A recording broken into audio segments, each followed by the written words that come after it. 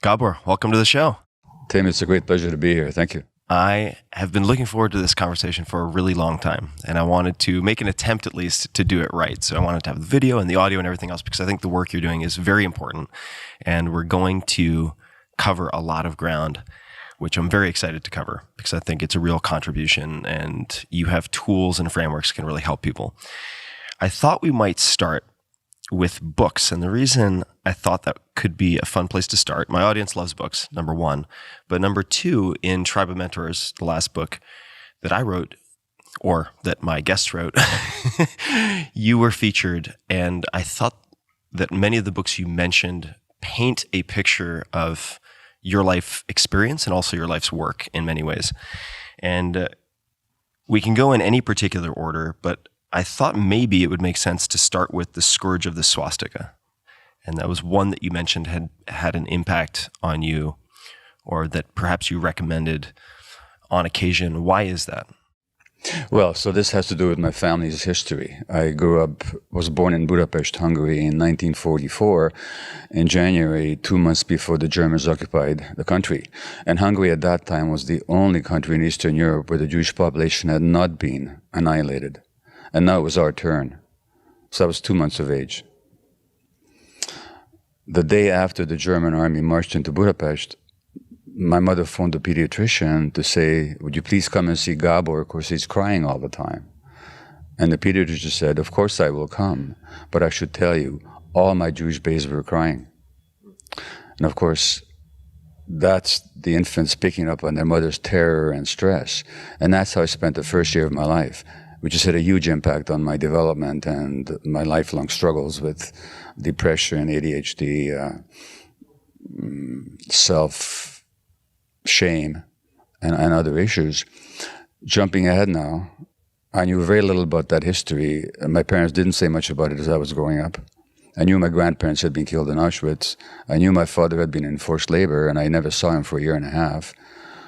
But beyond that, I knew not much about the details until I was about 9 or 10, maybe 11 years old, and there was a book on my parents' shelf in Budapest with the title The Scourge of the Swastika, which was written by a British civil servant and member of the House of Lords. This man had served with the British Army, and it was the first book published in the 50s that detailed the Nazi crimes. And I climbed up on a chair, took down the book when I was, I think, 10 or 11, began to read it, saw photographs of the horrors of the concentration camps and the extermination details in Eastern Europe. And all of a sudden, I swooned because I got what happened to my family. And that question of how can people do such things to other human beings would strike me every day. And almost every day, this thought occurred to me for years and years and years. And almost every day, I almost got dizzy with the question. So why people suffer and why people make other people suffer, and what is the origin of all that, has been a motivating question in my life. So that's why that book was so important to me. Thank you. And I have to say that, my life's work has been motivated by that question. As a medical doctor, I'm always looking at, well, what is it that makes people be the way they are? Why do we become cruel? Why do we become victims? Why do we become perpetrators? What drives us? What kind of insanity covers our basic human nature, which I believe to be good and positive, and what happens to us? We're going to spend a lot of time in that territory for sure. Okay. So you mentioned sanity or insanity. I'm not sure if that's a good segue to Don Quixote, but I'll let you choose the next one. So there are a few that came up, and you described them in brief in the pages of the book, but for instance, the background that you just gave me was much more in-depth. So we have a few, and these are going to strike folks as eclectic. Winnie the Pooh, the Dhammapada, the Drama of the Gifted Child, and Don Quixote. Which one of those would you like to explain next? Let's go with Winnie the Pooh. Let's go with Winnie the Pooh. Yeah. So that was one of the seminal books of my childhood, and my parents would have read it to me long before I even knew how to read. The Hungarian title is Mitzi Mutzko, and it was translated Mitzi Mutzko, Mitzi the bear, and the translator is a great Hungarian humorist. So if anything, the Hungarian book is even funnier than the original English, which is not something one usually says about translations. But what struck me about Pooh, of course, was number one, that there was this bear of little brains who was somehow so much wiser than everybody else. So fundamentally, he found a peace inside, despite the fact that his intellect is just under-functioning. Number one. Number two, there was this relationship with the little boy, Christopher Robin. And there's a passage towards the end of the book where Christopher Robin, I don't know if you know the real story. In fact, there's a movie about it right now. But Christopher Robin's father, A.A. Milne, was a writer, and he bought these toys for his son to make stories about them. And Christopher Robin actually suffered because he was secondary to his father's career. They did not have a good relationship. So these characters that the father made up kind of dominated and squeezed out Christopher Robin's own life. And he himself became a bookseller later on in his life, and he wrote about his autobiography. So there's something about the dysfunctionality in father-son relationship. But in the book, Christopher is playing with his toys, and then he starts to grow up, and he has to go to school. And he won't be able to play with his toys anymore. And at the very end of the book, there's a passage where the book ends with, but wherever they go in the enchanted forest, a little boy and his bear will always be playing together. And that would just bring tears to my eyes for decades upon decades upon decades. Until recently, I had an experience, actually a psychedelic experience, when I realized that there's nothing to mourn because I'm both the bear and the little boy. And I always will be playing, that nothing is lost. But when I read that book, there was a sense of loss. When I read that passage, there was something's being lost. Childhood innocence is being lost. Playfulness is being lost, which resonated with my own childhood because I did lose innocence and playfulness very early in life. So both for the fun and the humor. Then, of course, there's Eeyore, for whom everything always goes badly. And there's a part of me that's total Eeyore, always expecting the worst, and nothing will ever work out for me, and never mind, leave me alone, I'm okay with my own suffering. You know, that sort of determined victim attitude. that was also very much germane to my inner experience. So that book just spoke to me and made me laugh, and it still does. It's one of the funniest books ever written, and one of the wisest as well.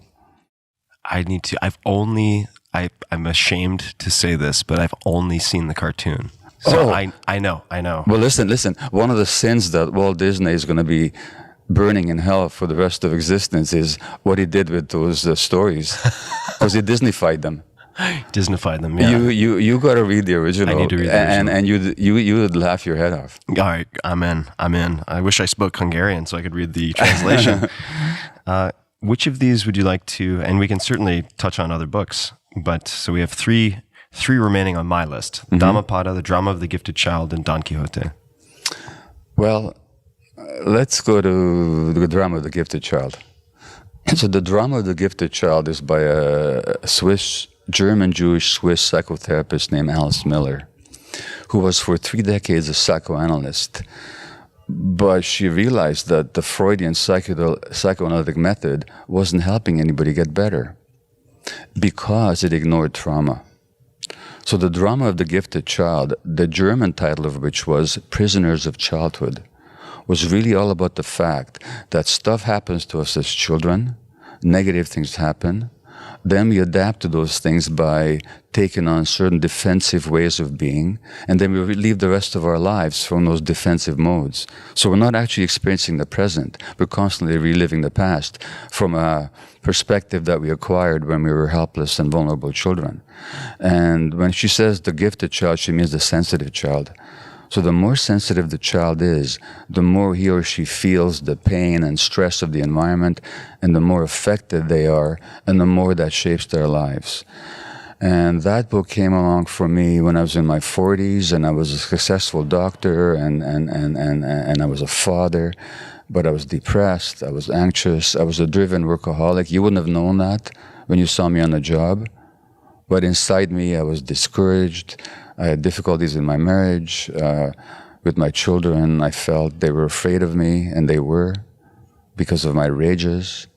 And that book helped me understand. It was the first book to help me understand where all that came from.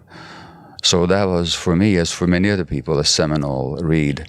And really, my whole work since then has been to help liberate people from that prison that childhood often imposes on so many of us. This book has come up repeatedly in my life as a recommendation, as a recommended book from friends who benefited from it, who are very, certainly from any outward perspective, highly functioning, in some cases, world-class performers in their fields. And I'm, in retrospect, sad that I ignored those recommendations, but it was in part because I didn't like the pairing of gifted child. I didn't want to label myself gifted child. We could certainly psychoanalyze that, but I was like, if this is a book written for people who are in, say, gifted and talented programs or have some God-given talent, for whatever reason, I had a resistance to that, so I didn't read it. But The Prisoners of Childhood makes a lot more sense. Well, to me, anyway. Well, I think it's a more accurate title, but there's two things I would say in response. First of all, why do you resist your own giftedness? You're clearly gifted. So why would you not want to find out about that? Don't know. Yeah, so that's something you might want to consider. Sure. Number one. Number two, really what she means is the sensitive child. Yeah, so sensitive, that would draw me in because I've had... We don't have to necessarily go down this rabbit hole right now, but I've had a number of my friends recently ask me, when did you know you were so sensitive? Yeah. And not sensitive in a hyper-reactive way, not in a negative way, just in a perceptive way. And I'd never thought of myself, it would never have occurred to me to label myself sensitive. And just in the last year, I've been thinking about that. So the sensitive child would make more sense, or would be more appealing to me. Well, you have to think of sensitive in terms of its word origin. Now, the word sensitive came from the Latin word sensire, to feel. So the sensitive person feels more. Yeah. So the example I often give is, and that can lead to both very positive and very difficult consequences. For example, if I tapped you on the shoulder right now, you wouldn't feel any pain at all. But if you were not wearing a shirt and your skin was exposed, furthermore, if you had a burn on your shoulder, so your nerve endings were close to the surface, if I tapped you with the same force, you'd feel extreme, excruciating pain, even though the external event was no different. Right. So sensitivity magnifies the pain that we have. Sensitivity also leads to more creativity. So very often, the most creative people also have the most pain. Which is why so many creative people escape from their pain through all kinds of dysfunctions like addictions and so on. So there's a real link between creativity and sensitivity, and creativity and sensitivity and suffering at the same time. That's the first point I would make. Now, the other thing goes back to what you said about these people that you know who are high performers. Look at that word performers. What does it mean to perform? One meaning of it is to put on a show. Sure, that's one meaning. And I would have been one of these people who was a high performer.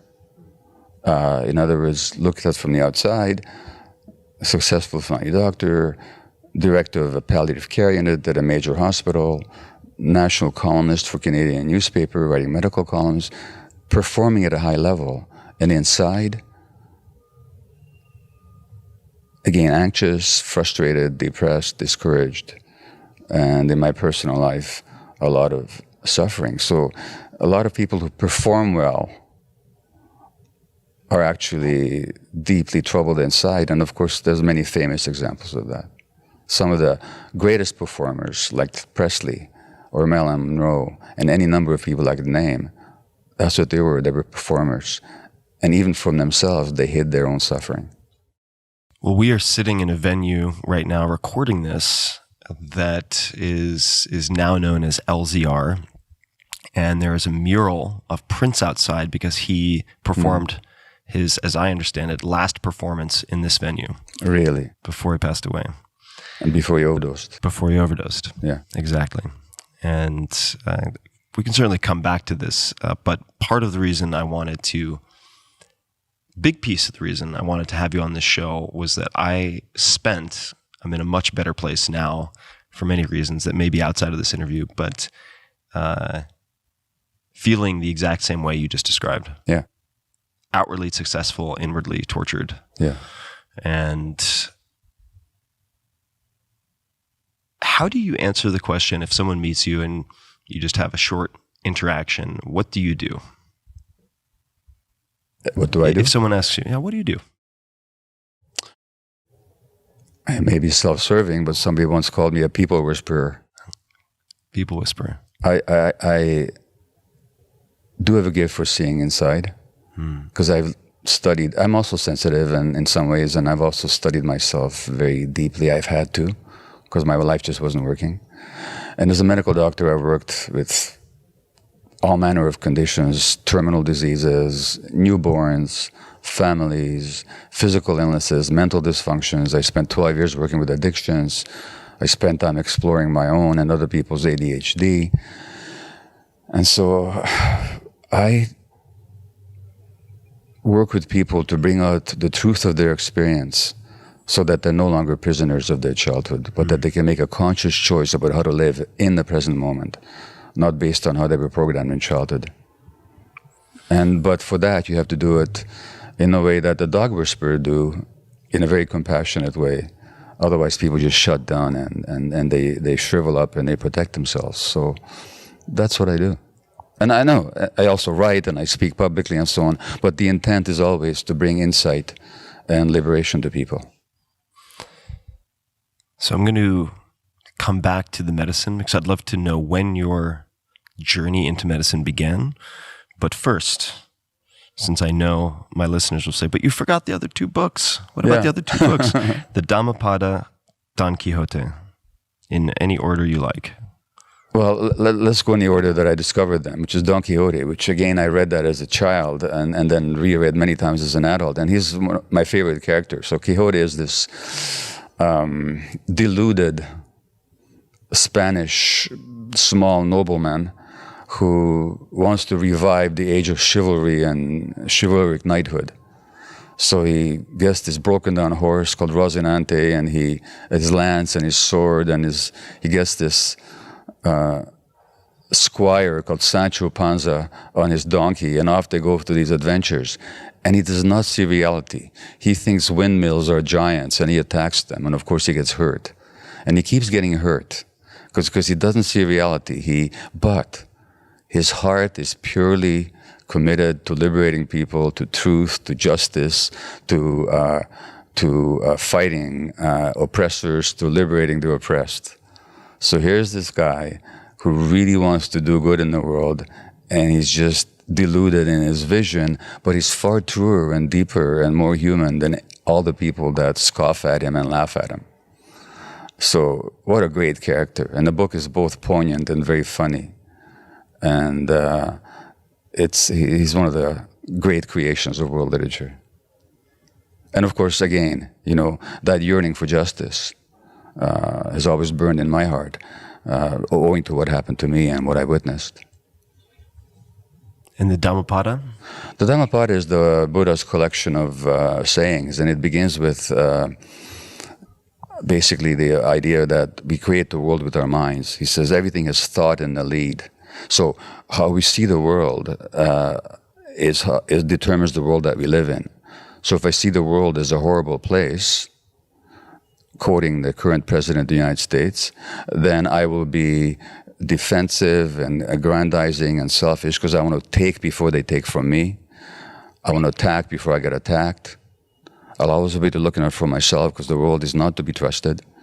So if that's the world you live in, that's the world you're going to create. And the Buddha was a great psychologist in which he recognized that our perceptions shape the world that we live in. Now, what he didn't say, and that's where modern psychology comes in, is that before with our mind we create the world creates our minds. So that the kind of world that we live in is very much shaped by early experiences. Buddha didn't say that. But interestingly enough, when you think about his search for truth, what happened to him? If you read his biography, his mother died before he was a week old. So he's lost his most important relationship. So his life began with suffering. And then he spent all his life trying to find the nature of suffering and how to transcend suffering and how to get beyond it. And this is how he ended up with this particular method of meditation and contemplation and truth-seeking. So that book was written 2,500 years ago, and psychologically, we're still trying to catch up to the wisdom in it. So let's talk about wisdom, or perhaps science first. Yeah. And maybe they're related in some fashion, although I know we'll dig into certainly some things that might be missing. When did medicine enter your life, or an interest in medicine? Interest in being a doctor? Either of those things? Well, I've speculated on that, and there's a number of sources. Strangely enough, or not so strange enough, my grandfather, who was killed in Auschwitz in his 50s, happened to be a writer and a doctor. Grandson ends up as a writer and a doctor. So I think part of it was me trying to fill a hole in my mother's life. That was a devastating blow to her. This is not conscious, but I'm speculating looking back. It's not that she ever said you have to become a doctor. It's not that she ever said you have to follow in your grandfather's footsteps. But I think unconsciously I stepped into that role. Number one. Number two, another reason is that as a Jew in Eastern Europe, you had every reason to feel insecure. And my mother never failed to tell me that as a doctor, you carry your profession in your hands. So you don't have to have a business, you don't have to have riches, you just have to have the knowledge. And then you can go anywhere in the world and you'll be okay. Beyond that, healing and making this world a better place and help people lead healthy lives was just an ideal of mine. Then there was egotistical reasons. Let's face it, doctors get respect. They have a role. They have a good income. People look up to them. And they have a sense of authority that I think I lacked in my own life. So it was a combination of unconscious reasons and idealistic reasons and egotistical reasons. But all I know is that all my life I had wanted to be nothing else but a doctor. I always grew up knowing I'll be a physician. And when you were studying medicine, what did you think your specialty or specialties might be? Well, first of all, I should say I didn't end up following the dream because in my late teens, I just couldn't concentrate and study hard enough to get through the sciences. I could get through them, but I couldn't get the high marks needed to get to medical school. So I actually taught high school for 3 years. I taught English and history for 3 years. And then I would wake up and there'd be this voice in me, you gotta be a doctor, you gotta be a doctor. And so then I went back to medical school and with a lot of hard work. Already, having been an older student in medical school and being interested in history and literature and the larger picture, I always wanted to put medicine in the context of history, in the context of society, in the context of human experience, not just as an isolated science, but as part of the broader human experience. And I was interested right away in the beginning in the connections between emotions and illness, between social factors and health and so on. So I was always a larger picture person. And so that was with me already in medical school. So the integration of mind and body as opposed to the sort of Cartesian duality and separation of mind and body. Exactly. Not that anything in medical school prepared me for that. I mean, in medical school, you just don't get that information at all. But that was always my interest. And then when I started practicing, if your eyes are at all open, you can't help but to see it. That who gets sick and who doesn't isn't accidental. And who gets cancer, doesn't isn't accidental. And who gets addicted and who doesn't isn't accidental. In other words, there's reasons. And those reasons go beyond the individual. And it has to do with their emotional lives and their relationships and the society and the culture that they live in. So more and more over the decades, my own personal struggles and my medical experience showed me that these connections are important. How did you end up in palliative care? And I suppose for those people listening who don't know what palliative care is, perhaps you could give just a brief explanation of what that is. Some people might think of it as hospice care, which I'm not sure, I don't think are necessarily identical, but how did you end up? What was the road to palliative care, and what is palliative care? So I was a family physician, and a very driven one, and also have ADD, which means that you want to move around and have different experiences, because you get tired of the same thing. And really, in retrospect, I might say that there's some guidance in all this, but how it occurred was a series of accidents. So I happened to be walking down the hall of Vancouver's major hospital when the current director of palliative care said, "I'm quitting. How would you like to come and work in palliative care?" And I said, "Sure." It took me not a moment to think about it. He was just looking for someone to grab. Yeah, palliative care, sure, thank you. What is that? And deeply meaningful work, because when people are facing death, they also come up against the truth of their lives. And if you can face death, you can face life. In palliative care, meaning you're helping people with the transition with terminal illness. These are people with terminally ill for whom nothing curative or healing is going to happen in the sense of physical healing. So they need to be helped with their symptoms, with their pain or debility or weakness or nausea. But also you have to help them go through the psychological process of adjusting to a very short future. And the people who get drawn to palliative care work, the nurses, and then the doctors tend to be a special breed. It's not because many doctors are not comfortable with death. They're not comfortable with not being able to do something to save somebody. So you have to develop a lot of patience and a lot of acceptance. You have to let go of your power to change things. So it's deeply meaningful and deeply transformative work. And you also have to work with a lot of people with multiple different attitudes towards life and death, religious, non-religious, spiritual, non-spiritual, in denial, in acceptance, and all the stages in between. So it was beautiful, beautiful work, and one of the highlights of my medical career. All the same time, I was still doing my family practice. And when did a focus on addiction or an acute interest in addiction start to steer your medical practice? So as a family physician, I've always had substance addicts in my practice, just a few. And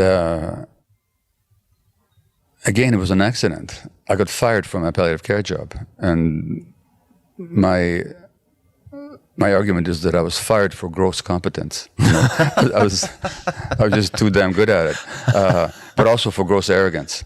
In other words, with my spontaneous and insightful and rather radical, non-traditional style, I could have great results, and often did, in palliative care. Well, if I might interrupt for 1 second, what would be or might be an example of your approach that others thought was radical, or something you would say or something you would do with a patient that got great results but that would seem very radical to others? Well, I would engage them in deep conversations. Stuff would come up that would be painful but would be transformative. Physically, I would just use methods that had not been proven but occurred right to me, and they seemed to be helpful in helping people out of pain or deal with issues and so on. I was very open and multiple approaches. I wasn't just following things by the book. So that was my competence. The arrogance was that I had a very busy life. I was still delivering babies, running my family practice. So I would get into palliative care, and then the nurses said working with me was like working in the eye of a tornado. And other physicians who didn't have my attitude or my particular mindset would legitimately question what I was doing. But I would regard all such questioning as an attack rather than as an inquiry. And I would react like a bulldog who's being threatened. And that's the arrogance. And that's what ended up leading me to be fired. And it was a great firing because, as always, I learned a lot about myself. It took me a while. But it took, and then 3 weeks after I was fired, I got this phone call from a clinic in Vancouver's downtown east side. Now, the downtown east side of Vancouver is North America's most concentrated area of drug use. We have more injection users in this few square block radius than anywhere in North America. So I get this call saying, "How would you like to come and work down here?" And this is 3 weeks after I was fired from palliative care. Had I not been fired, I couldn't have taken that other job. which then led me to the high point for my career, which is working 12 years with addicted population and eventually leaving family practice and doing that full time. So who orchestrated all this? I have no idea, but it was a beautiful progression. Something that's come up quite a bit in interviews on this podcast is some variation of sometimes you need life to save you from what you want to give you what you need. Exactly. And I think about that a lot. At the very least, it's a pain relieving lens through which to view events that unfold. How do you define addiction? Or maybe a better question is, what is addiction? And along with that, if you want to tackle it, what are poor definitions of addiction or misconceptions? Fair enough. So an addiction is a complex psychological, physiological process, but which manifests in any behavior that a person enjoys, finds relief in, and therefore craves in the short term, but suffers negative consequences in the long term and doesn't give up despite the negative consequences. So craving pleasure, relief in the short term, negative consequences in the long term, inability to give it up. Now, notice I have said nothing about substances. I said any behavior. So it could be related to cocaine, crystal meth, heroin, fentanyl, marijuana, nicotine, alcohol, whatever. Could also be sex, gambling, internet, relationships, shopping, eating, work, extreme sports, working out, pornography, any number of human activities. So I said any behavior. Now, the official definition of addiction, according to the American Society for Addiction Medicine, is that this is it's a primary brain disorder. It arises in the brain, largely due to genetic reasons. This is how they see it. And I say that's just not true. The other popular idea about addiction is that it's a choice that somebody makes, that people choose to be addicted, which is what the legal system is based on. Because if people are not choosing, what are we punishing them for? So although I think the medical definition is closer to the truth, I don't see it as genetic. It's a genetic disorder, and I don't see it as a primary brain disorder. So let me perhaps show you why, if that's okay. So I've given you this definition of addiction. Again, craving, relief, pleasure, short-term, negative consequences, long-term, inability to give it up. Would you be willing to tell me if you've ever had an addiction in your life? I don't care what. I'm not asking what. Oh yeah. Oh, I can say yes, and I can tell you exactly what it was. Okay. So in high school, I suffered from what I suppose most people would consider depressive periods beginning at latest age 10. Right. And never found relief from that until I was competing in wrestling very seriously in high school, all throughout high school. And an older teammate introduced me to ephedrine. So ephedrine, a stimulant. Ephedrine hydrochloride, which for those people who are curious, is, well, at least at one point, ephedrine was found, or at the very least pseudoephedrine, in something called primatine mist used for asthma. Right. And I think they also mixed it with guaifenesin. Nonetheless, the reason you cannot buy, in many places, large amounts of primatine mist is because people freebased it into methamphetamine. That's right. So you have ephedrine, which is a very strong stimulant, combined with caffeine and aspirin. And when you combine those three, it's not an incremental increase in effect. It's probably logarithmic. It's a very synergistic effect. Exponential, yeah. Exactly. Yeah. And he was recommending it for increased endurance. And there is some effect, although it's also very highly thermogenic, which wasn't good for me. So it made me really hot, which was already a weakness of mine. But it ended up providing me with relief. It was a very strong stimulant, and I began to not only use it for sports, but self-medicate using it. Okay, so great. So let me quickly ask you, what did it do for you? Relief from what? It made me, or at least contributed to, euphoria, optimism, energy. So I didn't feel the symptoms of what in retrospect I would call depression, the lethargy, the pessimistic lens through which I viewed things. Fair enough. It seemed to magically just erase all of that in about 30 minutes. So euphoria literally means a good feeling. Right. It gave you energy. It made you feel good. It made you optimistic. Also improved sports performance, right? I'm sure it did. Yeah. Are those good things or bad things? To feel optimistic? Those are all good things. Okay. In other words, the addiction wasn't your primary problem. Your primary problem was that you were depressed, right? That you lacked a sense of well-being, that you lacked energy. Right. So in other words, the addiction is not the primary problem. It's an attempt to solve a problem. Right. And then the real question is, how did the problem arise? Right. In other words, this is where my theory is that it's always rooted in childhood trauma, and that the addiction is an attempt to deal with the effects of childhood trauma, which it does temporarily, while it creates even more problems in the long term. Right.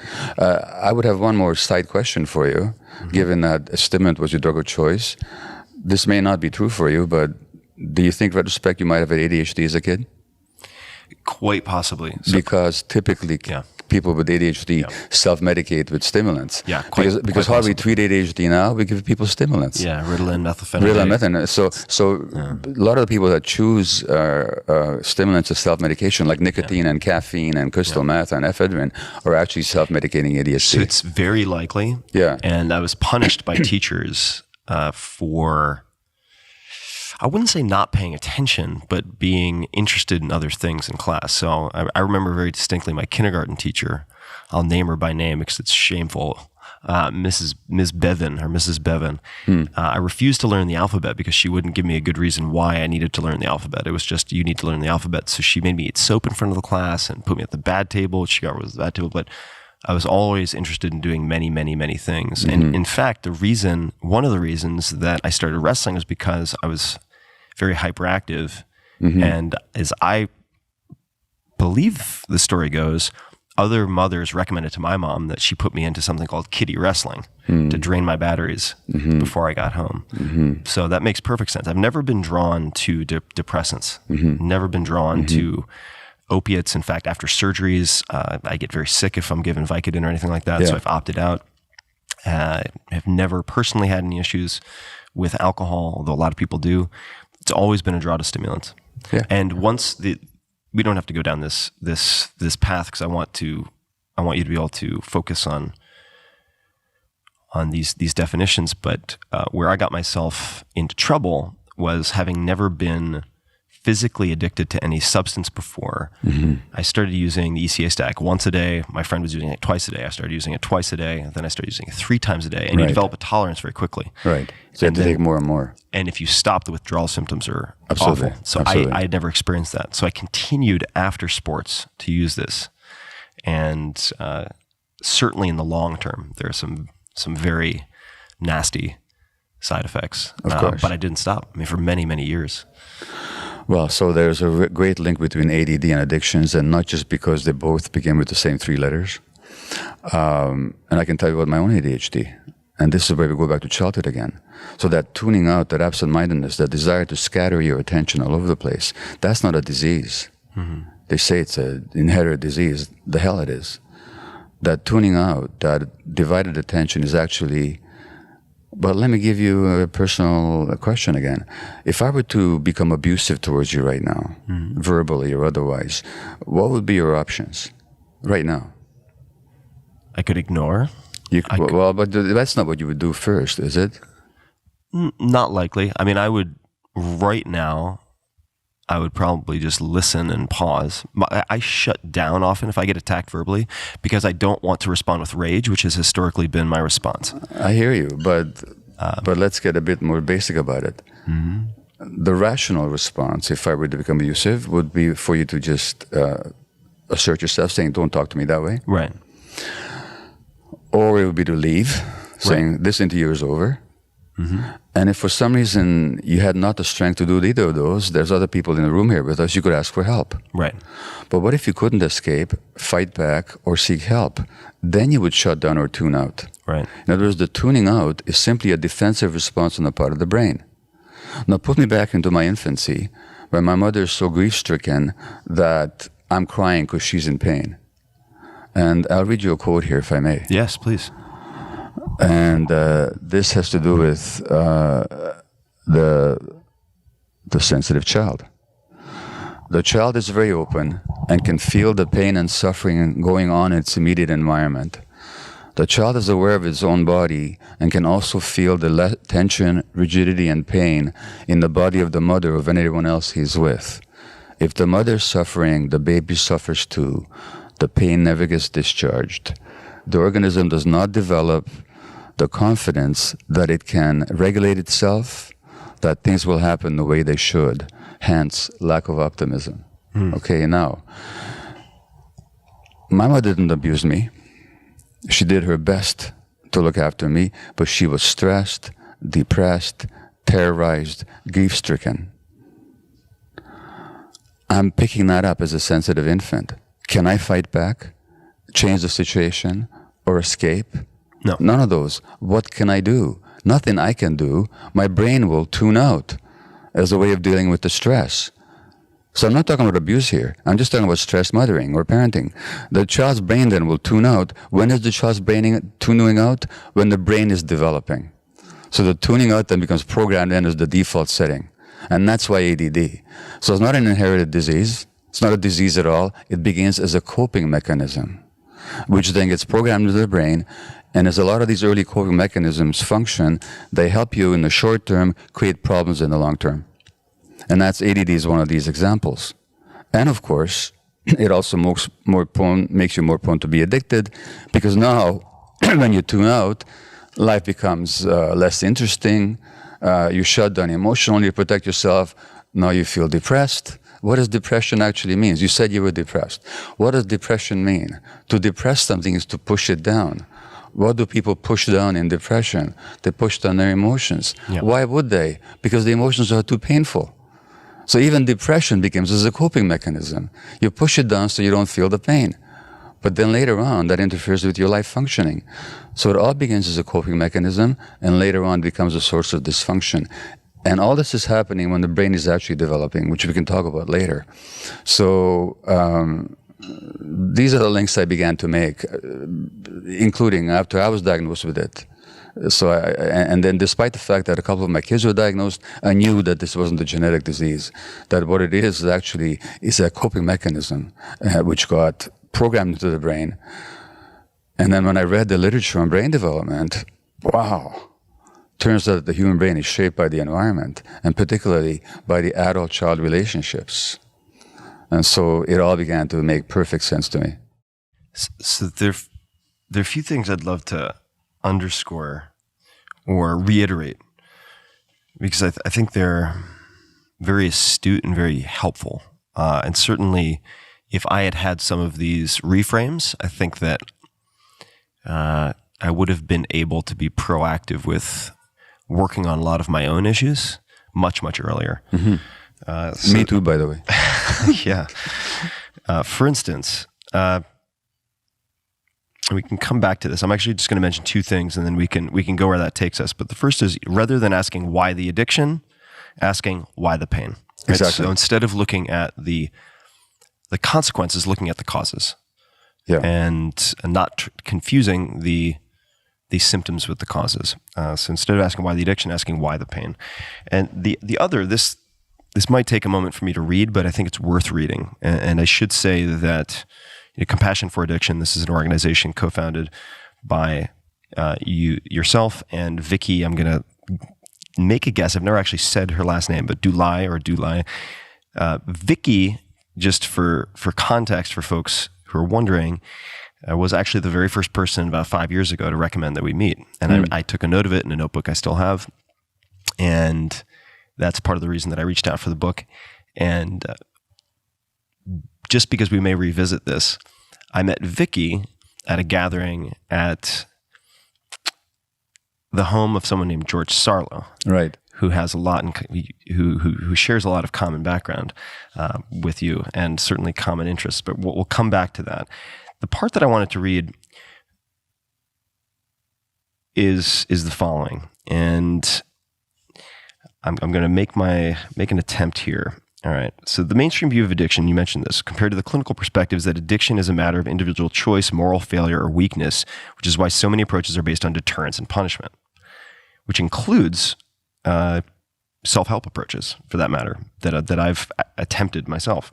The clinical view is that addiction is a disease of the brain with disordered brain circuits and behaviors, an accurate yet narrow perspective. So I think that's a really important line, an accurate yet narrow perspective. So perhaps accurate but incomplete, right? It is accurate that the addicted brain is demonstrably a physiologically dysfunctional brain, but narrow because it seeks to explain the dysfunction in strictly physiological and biochemical terms without recognizing the emotional and social component of how the brain works. And this was really driven home for me recently.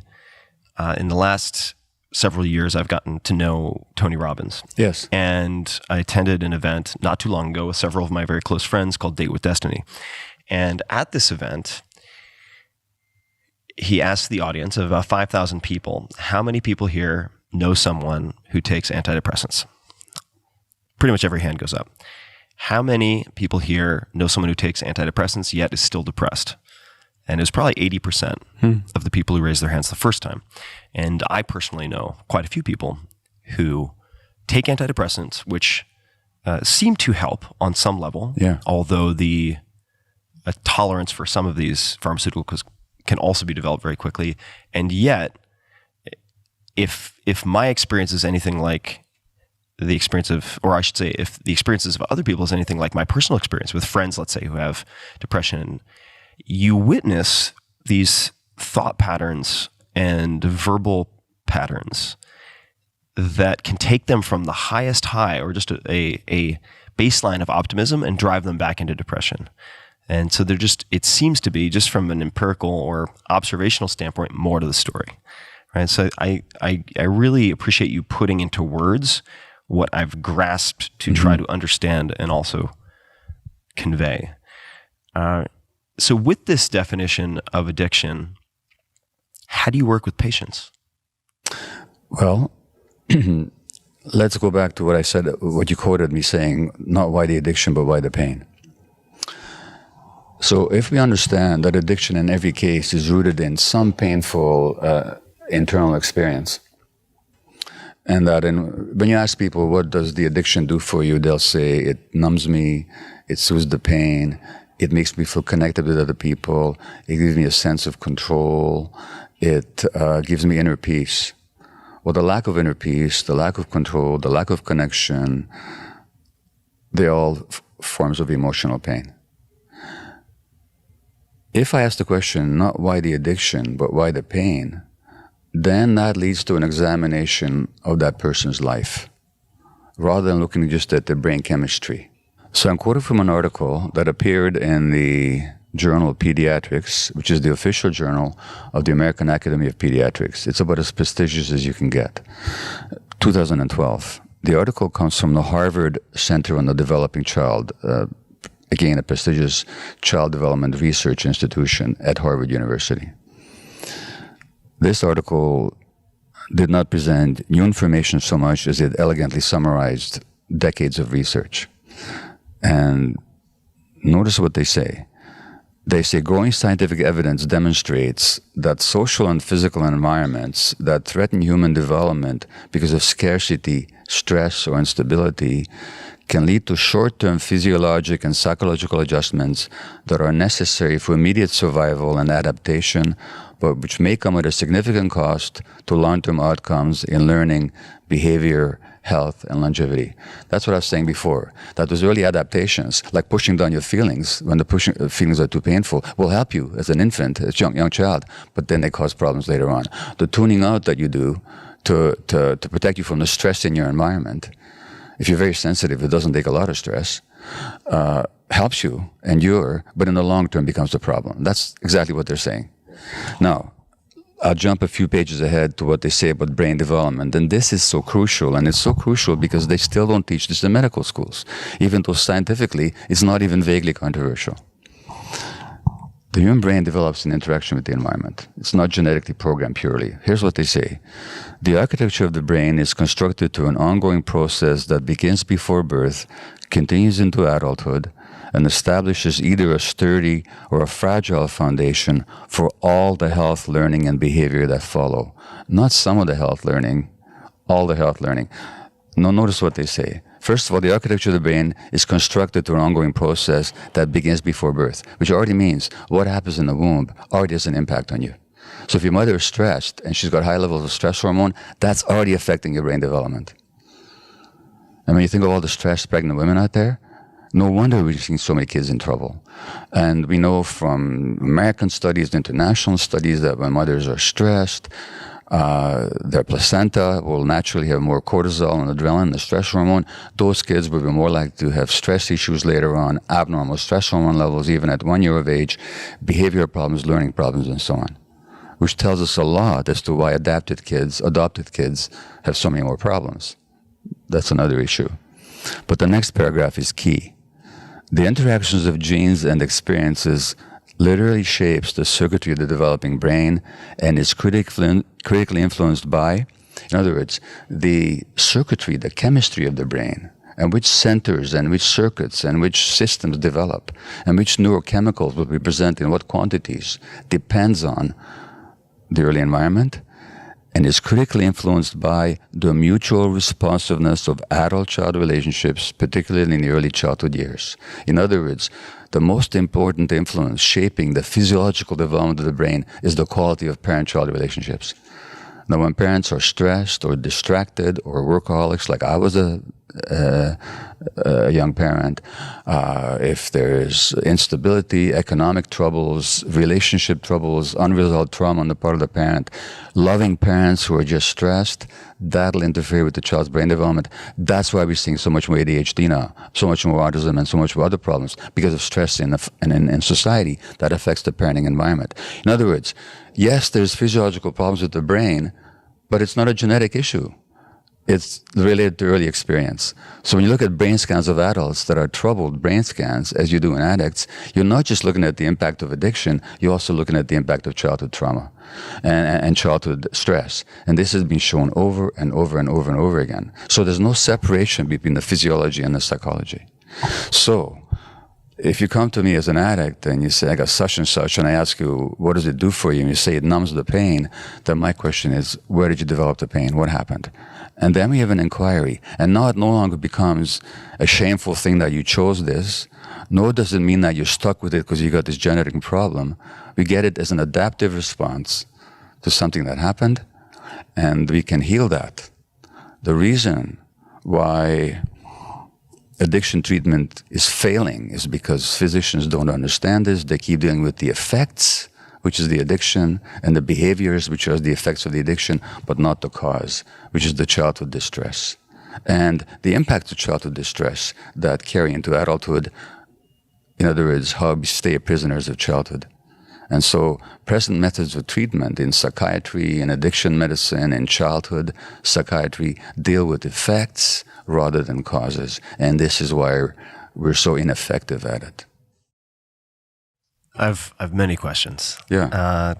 So the first is just to underscore something, which is our software, the genetics play a role, but it's not a comprehensive explanation for what we're discussing. Well, genes can predispose, but they don't predetermine. Right, exactly. No, there are very few genetic diseases. There's one runs in my family, muscular dystrophy. If you got the gene, you'll have the disease. My mother had it. Right, my so aunt that would had be it. predetermined. That's just predetermined. Mm-hmm. Very rare, those diseases. Let me tell you an interesting study from either Australia or New Zealand. They looked at a group of people for aggression. They found that the most aggressive people had a certain gene variant. Do you think they found the gene for aggression? No, they didn't, because the least aggressive people in the group had the same gene. So the most aggressive and the least aggressive shared the same gene as compared to the average.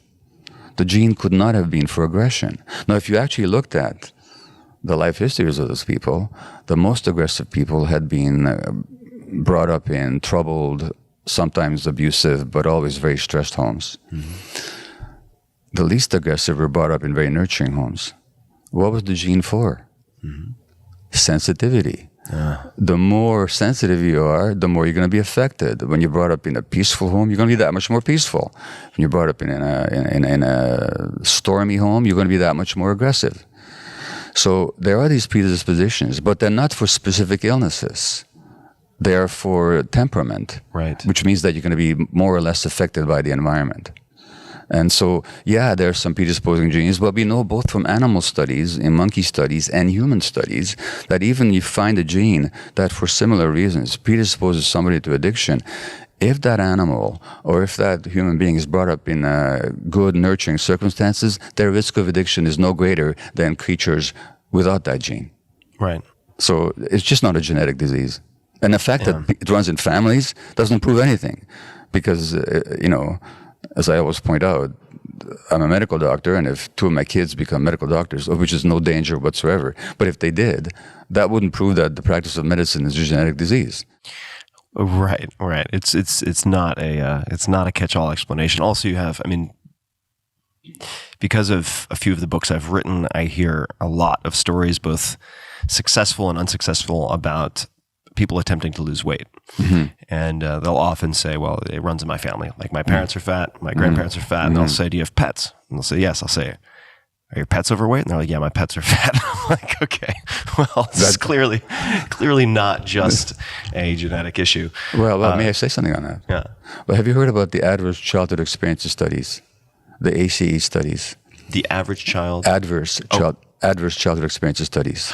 I haven't, but I feel like there's a questionnaire or there's a test that you can take. Yeah, there is. So the adverse childhood experiences studies were done in California with, I think, 14 or 17,000 adults, mostly Caucasians, half of them university educated, and they looked at the relationship between childhood adversity and adult outcomes. And an adverse childhood experience was defined as physical or sexual or emotional abuse, a divorce, a parent being jailed, violence in the family, a parent being addicted, a parent being mentally ill, a parent dying. These were the main ones. And for each of these adverse childhood experiences, the risk of addiction goes up exponentially, the risk of autoimmune disease goes up, the risk of depression goes up, the risk of ADHD goes up, the risk of relationship problems, STDs, everything goes up. Now, you know how these studies started? These studies started in an obesity clinic. Dr. Vincent Felitti, who's a San Diego internist, wonderful guy, deep thinker and researcher. They noticed that at this clinic, with rigorous dietary control and exercise, they could help people lose weight. But what do you think they couldn't do? They couldn't ensure they continue those behaviors when they leave. Exactly. They couldn't help them keep it off. And then Felitti did something that's, I have to say, is unusual for a medical doctor. He listened to his patients. And they said, don't you get it? We're stuffing down our pain. This is all based on childhood trauma. And so obesity itself is a response to childhood trauma. It's just another addiction. I could talk about it in many ways, but and the adverse childhood experience studies have been repeated numerous times now in other countries, always with the same results. Mm-hmm. And so that the obesity epidemic right now is not just an epidemic of junk foods and sedentary lifestyles. That is true. Yeah, those are contributing factors, but the underlying basis is people self-soothing the stresses in their lives. And so it's really an epidemic of stress. So let me return to another point, or one thing you said in passing, which I'd love to dig into a little bit, and that was how at the time, say the example I think we were discussing, well, actually before that, let me mention one thing. So I've had my full genome sequenced. Mm-hmm. A predisposition to alcoholism is very prevalent in my family from a genetic standpoint, just from a software basis. However, I mentioned earlier, I never had issues with alcohol as with stimulants. So just as a footnote, but what I'd love to ask you, and then I'd really love to hear what you do with patients once you start looking at their pain and the tools you use or the approaches you use. But one of the epiphanies for me in the last very recent year or two has been looking at my coping mechanisms very differently. And what I mean by that is for a very long time, I had certain behaviors, certain defaults that I hated, which of course means I'm hating a part of myself. That's right. And that included anger, rage responses, use of stimulants, you name it. A close friend of mine who is a therapist, but I've never engaged him as a therapist. And there are certainly plenty of bad therapists out there, which I think is a separate topic. Nonetheless, he was helping, and I'm sure we'll get back to this, but in preparation for a very controlled, supervised psychedelic experience, he was helping another friend of ours prepare. Is this with MDMA? This is with ayahuasca. With ayahuasca, okay. And this person had a number of addictions. And she hated these addictions. And she said, I hate these. I realize they're terrible. They've ruined my life. They're ruining my life. And it was all a negative relationship to these behaviors. And he said, did these ever serve you? Did these ever help? What did these do for you? Exactly. And she described how they helped her cope with very difficult circumstances early on.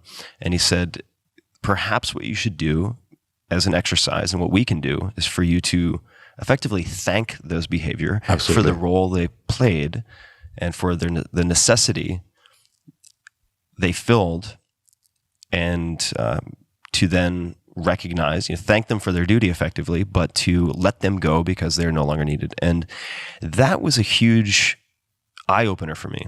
And I began to, this is coinciding with a number of things, and I don't want to take us off the rails, but began to use something called loving kindness meditation, or metta, M-E-T-T-A meditation, which I was introduced to by a gentleman from Google, actually, or formerly Google, Chade Meng Tan, and then also Jack Kornfield, who really reiterated it for me. Of course. But I never applied it to myself. I always applied this loving kindness meditation to other people. To others. And what was recommended is that I apply that loving kindness to the younger Tim, to the other versions of Tim who had these behaviors that I had grown to hate and resent, and to actually thank them for the role they played. For instance, that rage, that anger was the fuel that got me out of Long Island. And where I grew up, there are a lot of serious drug issues, particularly with opiates. My best friend died of fentanyl. Many of my friends are addicted to opiates who I grew up with. Many have died. And I got out because I was angry. In part, I think that was the fuel, but that fuel ended up, over the long term, being very corrosive. But in a way, to reconcile myself with that, I had to stop resenting it. And I suppose that's maybe more of a confession than a question, but your comment brought it to mind. And maybe as a segue, I'd just love to hear, and we can take it anywhere we want, of course, but once you have shifted the focus from why the addiction to why the pain, and you start to work with someone, what approaches have you found to help? What tools? Well, so I very much salute your friend's approach. It's exactly what the approach I would take myself. And I call it compassionate inquiry. So inquire in a compassionate way. Not why did I do this, but why did I do this? Right. The first one is not a question, it's a statement, it's a self-condemnation. The second one is a question. Wonder why I did this. It soothed my pain. And so what your friend said, that it served you, so thank it, love it, but let go of it, is absolutely right. I call it the stupid friend. The stupid friend is the one who helped you in a particular way at a certain time, but it can't learn that way doesn't function anymore. Right. That instead of helping, now it's hurting. So it's a friend because it's really trying to help, but it's stupid because it's not learning that you're no longer that 3-year-old or that 5-year-old or that 15-year-old, So this leads to the question of trauma, because it's one thing to recognize that all this originates in childhood pain. It's quite another to transform that pain. And for that, we have to understand what trauma is. So people often think that trauma is what happens to you. So trauma is a divorce when you were small and your parents fighting. Trauma is your mother's depression. Trauma is your father's alcoholism. Trauma is your parents' argumentation. Trauma is physical or sexual abuse or some loss. Those aren't the traumas. Those are traumatic. But the trauma is not what happens to you. The trauma is what happens inside you. And as a result of these traumatic events, what happens inside you is you get disconnected from your emotions, and you're disconnected from your body, and you have difficulty being in the present moment, and you develop a negative view of your world, and a negative view of yourself, and a defensive view of other people. And these perspectives keep showing up in your life in the present because they're the stupid friends. And so the issue is not just to recognize what happened 10, 15, 30, however many years ago, but to actually recognize their manifestations in the present moment and to transcend them. And how do you do that? By reconnecting with yourself, by restoring the connection with your body primarily and with your emotions that you lost. And once you do, when you found these things again, then you have what we call recovery. Because what does it mean to recover something? It means to find it again. So what is it that people find when they recover? They find themselves. And the loss of self is the essence of trauma. So the real purpose of addiction treatment, mental health treatment, any kind of healing is reconnection.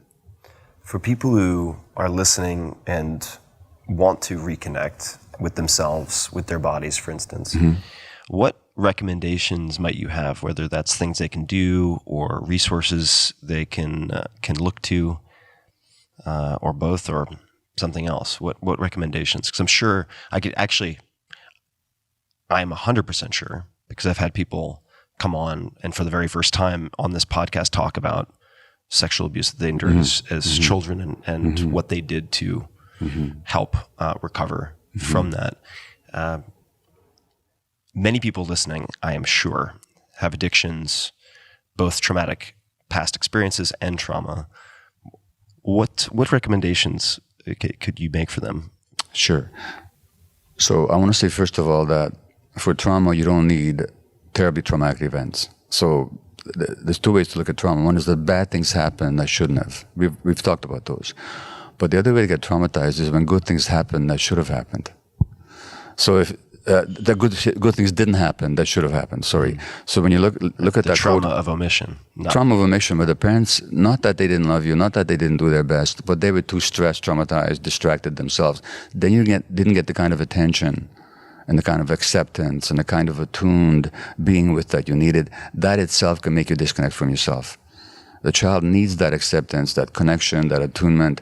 Our brain development requires it. Our emotional development demands it.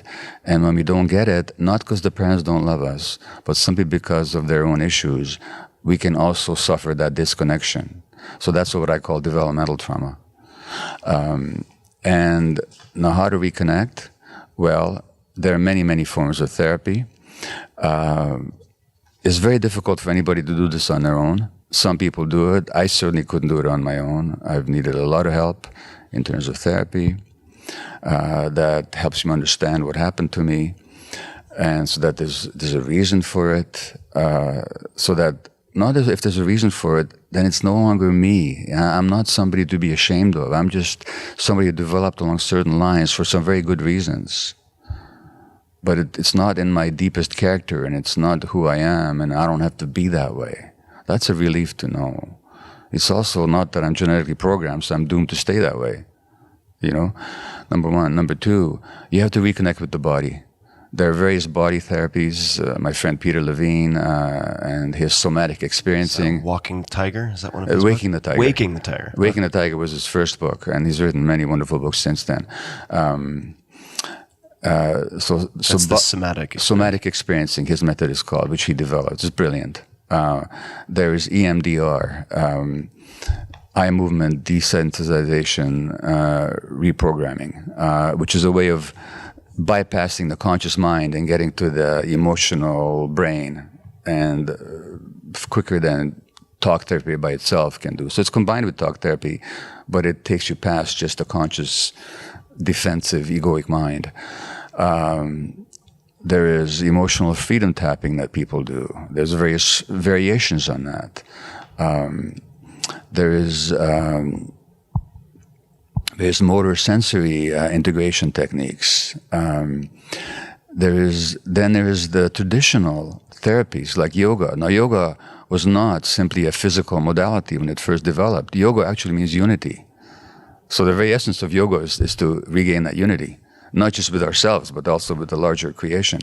And so yoga, when it's practiced in its intended way, not just the hot yoga where you get a good workout, that's great, I'm not against it, but I'm talking about intentional yoga with a meditative aspect to it, which is taught by a number of disciplines, body work of all kinds. I'm just going to hit pause for 1 second. Do you practice yoga? And if so, what type do you practice? So I've always said that with my ADHD, I'm not a yoga person, I can't do it. Until a year and a half ago, I met actually a yogi. His name is Sadhguru, and he's an Indian yogi with a big following. I was very skeptical, but I met the guy. I now have a 50-minute daily yoga practice, which I did this morning before coming to the interview, and it's made an enormous difference in my life. With my ADHD mind, I really have trouble just sitting there. When I sit on the meditation cushion, my mind is like all over the place.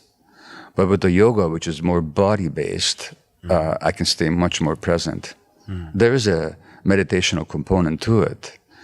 And so the answer is yes. If you had asked me 18 months ago, I would have said no, I support it, but I don't do it.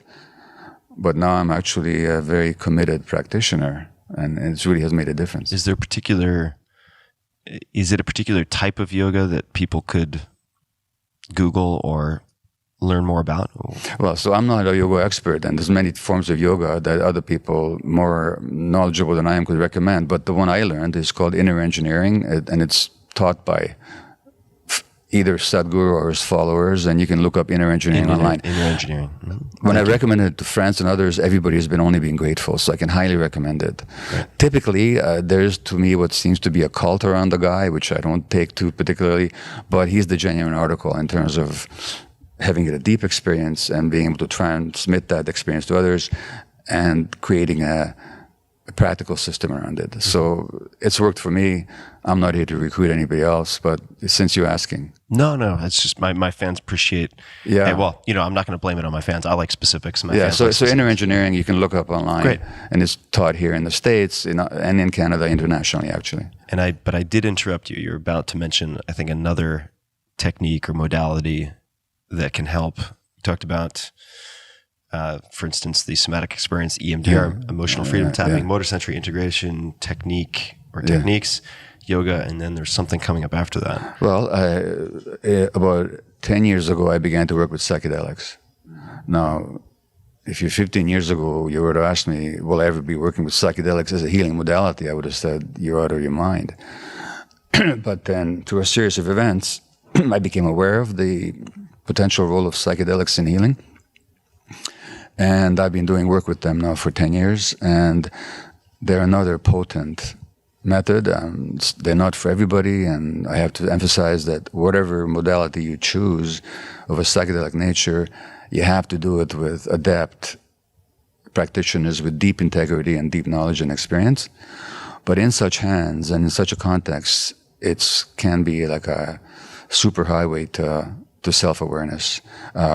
Not in isolation, but it opens doors that otherwise might take years. And so it's not unusual for me to conduct a psychedelic session with somebody or a series of sessions, either in a group or individual setting, and have them say, that was like 10 years of psychotherapy in one day. And I've had the same experience myself. So again, it's not to be isolated from other kinds of work, and it has to be integrated, but it's another potent way of working. And of course, as I know you're personally aware, there's an increasing movement amongst psychologists, therapists, psychiatrists, medical doctors, other healers to find ways of incorporating psychedelic healing in the larger therapeutic scheme. Well, you mentioned, as it related to EMDR and some of these other techniques that you listed, that it is a potent way of bypassing the egoic mind. Yeah. And certainly psychedelics, literally mind manifesting. That's right. In that case, are one very potent tool they are tools that have been used for millennia in traditional or ceremonial contexts around the world for many purposes, but including bypassing the analytical, rational prefrontal cortex in many capacities. Now, you mentioned a series of events, and I will come back to the psychedelics and ask you which you have chosen and why to work with. But if you can mention any of them, what were the series of events that led you Sure. to psychedelics? In 2008, my book on addiction, In the Realm of Hungry Ghosts, Close Encounters with Addiction, was published in Canada and very quickly became a #1 national bestseller, subsequently published in the States as well.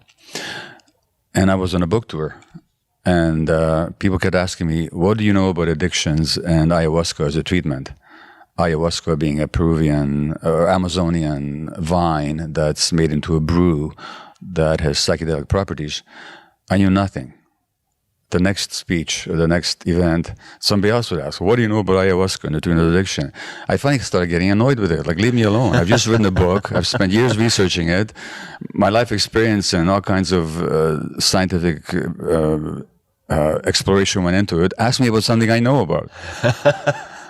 And then I realized that maybe the universe was knocking on my door. And somebody said, did you know you could experience it here in Vancouver? There was a Peruvian shaman leading some ceremonies up in Vancouver.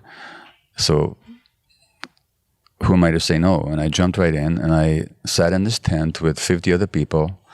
50? Yeah, that's how they set it up. It's not what I recommend, but that's how they set it up. They played beautiful music, and there was a little baby in the room. Mother and dad were there for the experience. The baby was in the room, and the baby was cooing away, and tears started flowing down my face. And these were not tears of sorrow, they were tears of joy. And I got in touch with such profound love that I had never consciously experienced before. And they were tears of love. And it wasn't love for anybody else in particular. It was just love. And then I saw in all the ways that I had closed my heart against love in my life, and how I had betrayed love in my personal relationship with my spouse and my children, and in other ways. So I just got this experience of love as something profound and universal and life-defining, but something from which I've been cut off in so many ways. And I got it. Because I closed my heart against love precisely because when I was vulnerable and small, I'd been so hurt, owing to my mother's states of mind. She couldn't respond to me where I needed to be responded to. Not her fault, but she couldn't. And then when I was 8 years old, she gave me to a stranger to save my life. And I didn't see her for a month, which is a huge... Explain that for a second. So again, it's Budapest, Hungary, Second World War, January. The Russians have circled Budapest and are fighting the Germans. The government in power is a right-wing, fascist, anti-Semitic military force. And even though the deportations of Jews had stopped, the Germans had annihilated 500,000 Hungarian Jews in 3 or 4 months. But now the Hungarian fascists were killing Jews in Budapest, and including in the house where my mother and I were living. So my mother gave me to a stranger in the street, a Christian woman, because she didn't know if she'd be dead or alive next day. Wow. Or that I would be. And I was quite sick. So I didn't see her for a month, which I experienced as a deep abandonment. How else could I experience it? So my heart closes against love. And I got all this. And so I got that if this plant that, as you say, manifests the mind, can show me both the ways in which I've closed off from myself and that I don't need to because the love is still there, what healing potential it has. Now, I wish I could say that after that experience, I became a loving husband and a loving human being. I didn't. It's not that simple, as my wife could tell you. Nevertheless, it opened the door for me, and I got right away. Now, however, the thought that I had was that I had no induction, I had no introduction, I had no processing afterwards. Ayahuasca is a medicinal plant that has been used in the Amazon basin for hundreds of years, maybe longer, in a cultural context. In a tribe, in a village where people know each other, where they know the shaman, where they share the same assumptions and the same history. That's not the same as a bunch of Westerners, strangers to each other, coming together for one night, drinking the stuff, and then going their separate ways. So, Agreed. so immediately the question that came up for me was, how can we create a setting that at least resembles as best we can fashion the original setting? So we came up with the idea of a retreat where a small number of people get together with properly trained shamans who have integrity and experience, deep experience, and with me facilitating people's preparation and their post-ceremony integration. And so I've been doing that now for 10 years.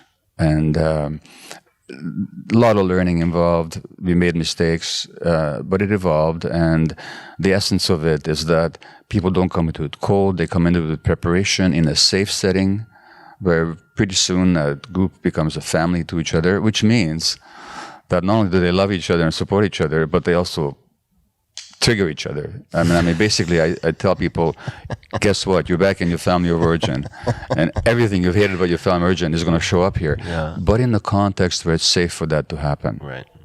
And so I've seen a lot of great healing. I've had people with multiple suicide attempts heal from depression.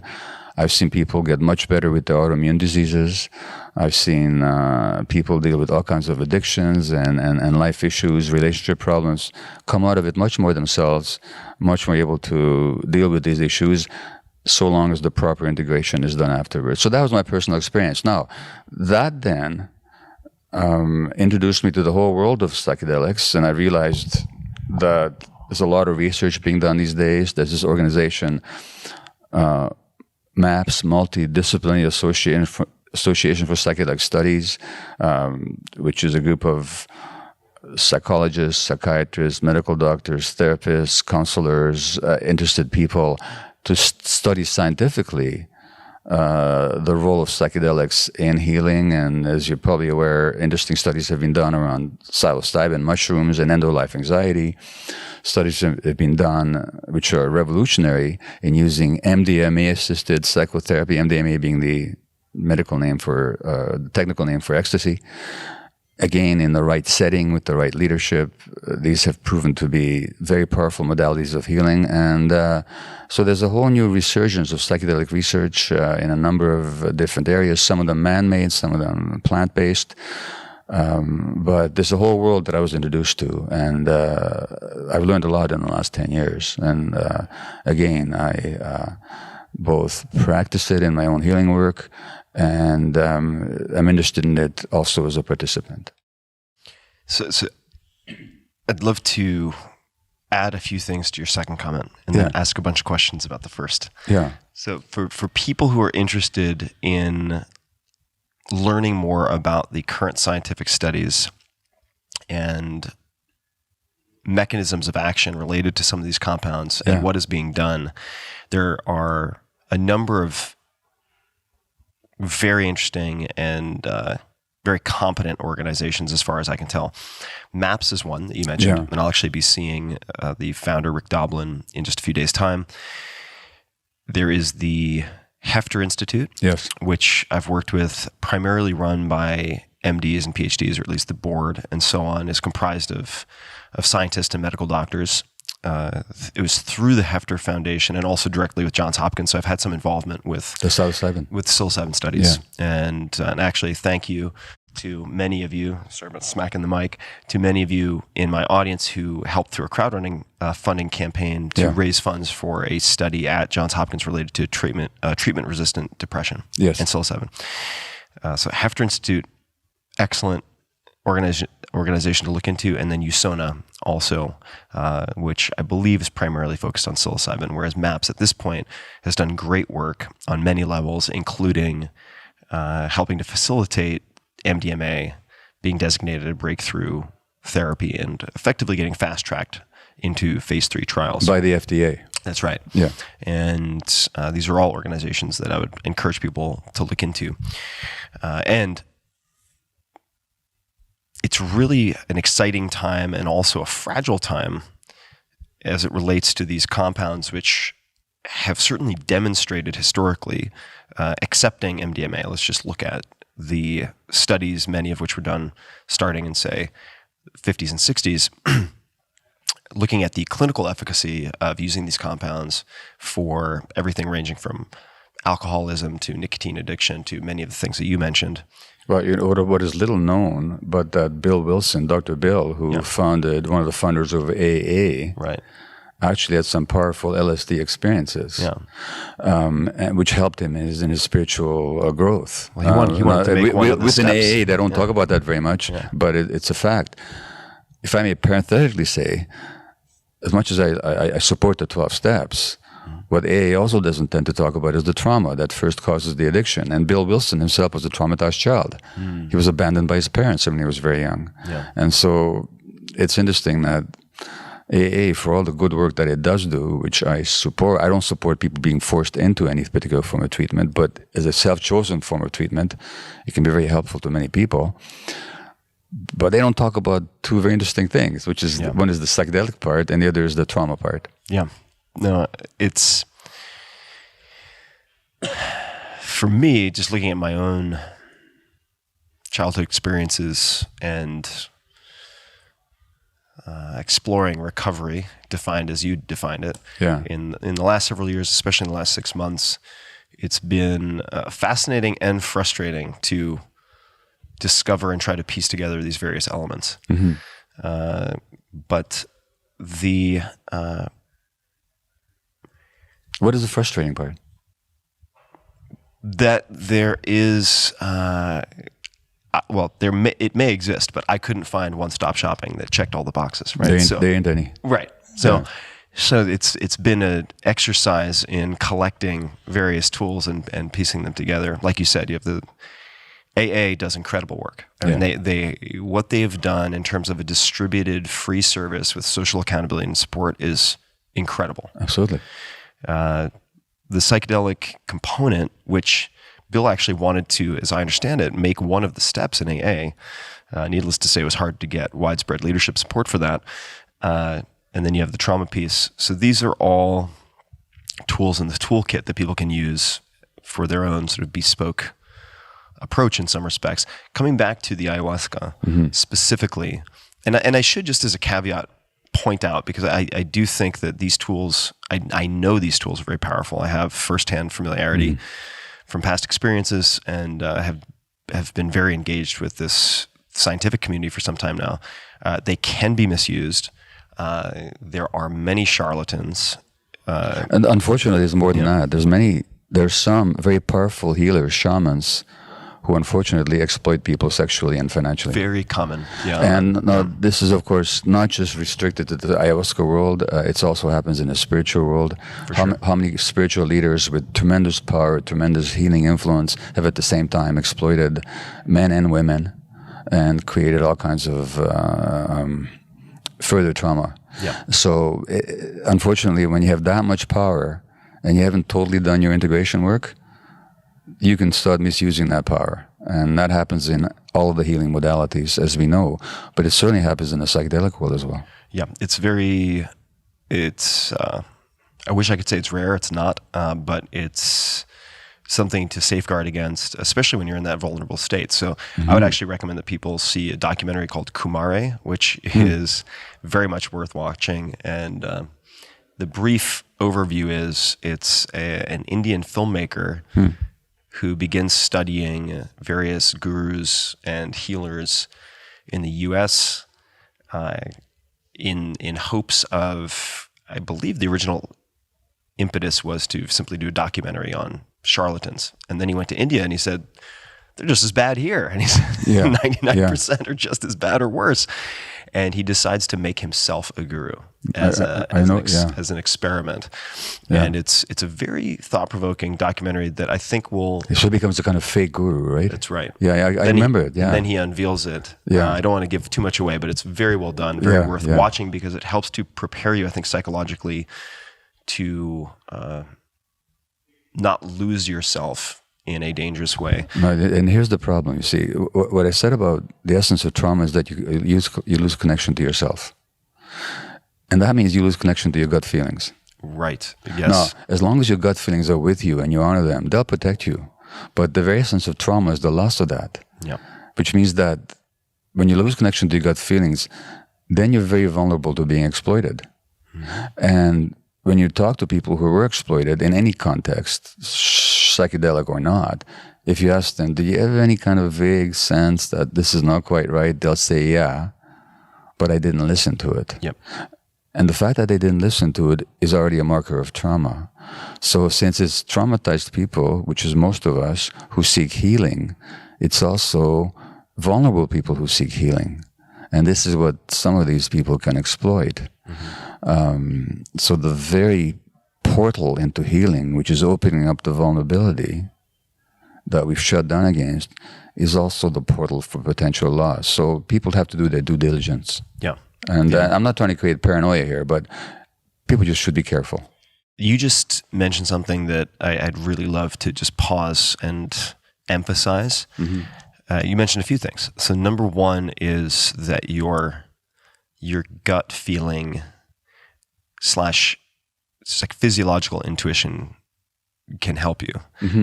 And that's something that for many reasons I completely muted or ignored for a very long time. So it's been a process of getting reacquainted with that. And I would say two things that I found helpful, and if you have any comments on the second in particular, I'd love to hear. One was dramatically decreasing my caffeine intake, which I found was almost like turning up the volume on static. It made it very difficult for me to read or feel other things. That's right. I was using it maybe for many reasons, but it had the side effect at least of muting. Maybe that was why I did it subconsciously, many of these feelings. The second was, in fact, a video that was recommended to me, but it corresponds to a book called The Gift of Fear by Gavin de Becker, and who actually owns a company that does protective services and executive security. So you have to keep in mind, maybe you don't always want to ask a barber if you need a haircut. So keeping that in mind, it also, in brief, points to the benefits of some of these reactions or emotional states that we are prone to labeling negative. Yeah.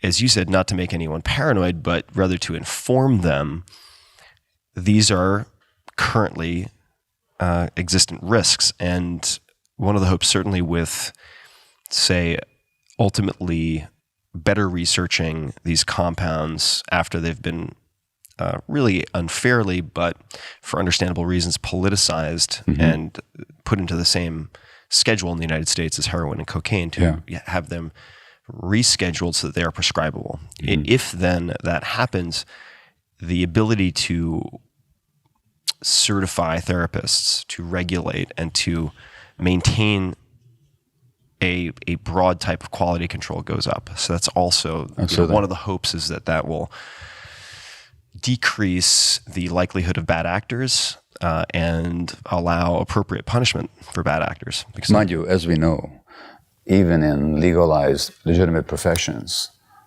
it still happens. This stuff happens. So ultimately, gut feelings are still the best response. And let me address first why we shut down our gut feelings, if I may. Please. So a human being has two fundamental needs, apart from the physical needs, in infancy, in childhood. One is for attachment. Now, attachment is the closeness and proximity with another human being for the sake of being looked after, or for the sake of looking after the other. Now, human beings, as mammals, and even birds, are creatures of attachment. We have to connect and attach, because otherwise we don't survive. If there's nobody that's motivated to take care of us, to attach to us that way, and we're not motivated to attach to others, we just can't survive. One interesting thing is that the endorphins, which are the body's internal opiate chemicals, which heroin and all the other opiates resemble, they help to facilitate attachment. So if you take infant mice and you knock out their endorphin receptors so they don't have endorphin opiate activity in their brain, they won't cry for help and separate from their mothers, which would mean that they would die in the wild. And which goes back to what happens in childhood when there's stress and trauma, these endorphin systems don't develop. And then when people do heroin, it feels like a warm, soft hug to them. They feel love and connection for the first time. That's why it's so powerful. But so we have this need for attachment, without which obviously the human infant, who's the most helpless, the most dependent, the least mature of any creature in the universe at birth,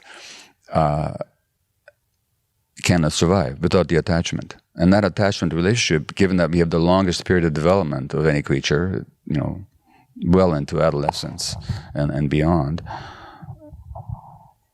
attachment is not a negotiable need. But we have another need, which is authenticity. Now, authenticity, auto the self, means being connected to ourselves. Just knowing what we feel and being able to act on it. So, that means our gut feelings. So, let's look at how human beings evolved.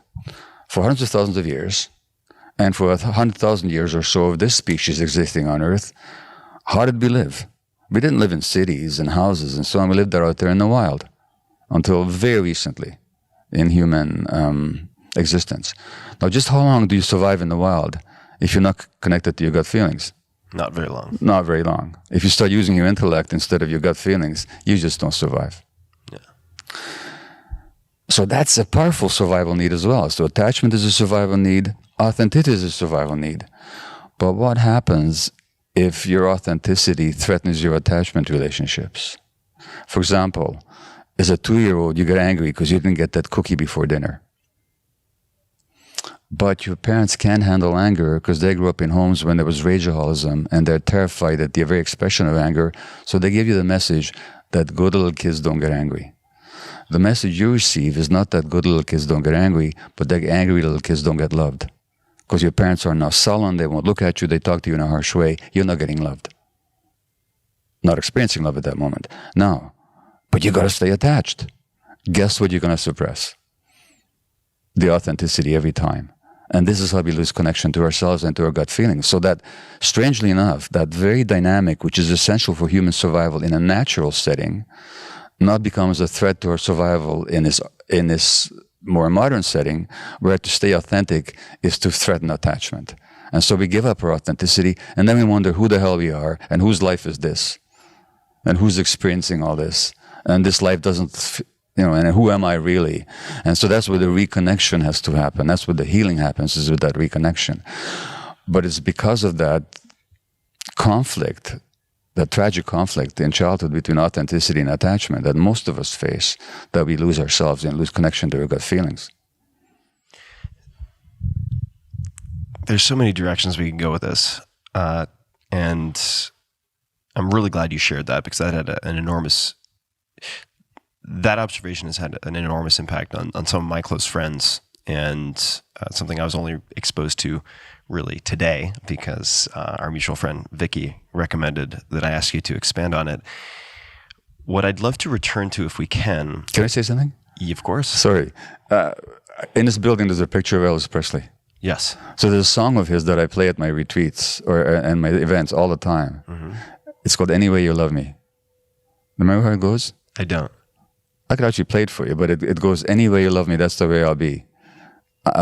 In your hands, my heart is clay. I'll be strong as a mountain or weak as a willow tree.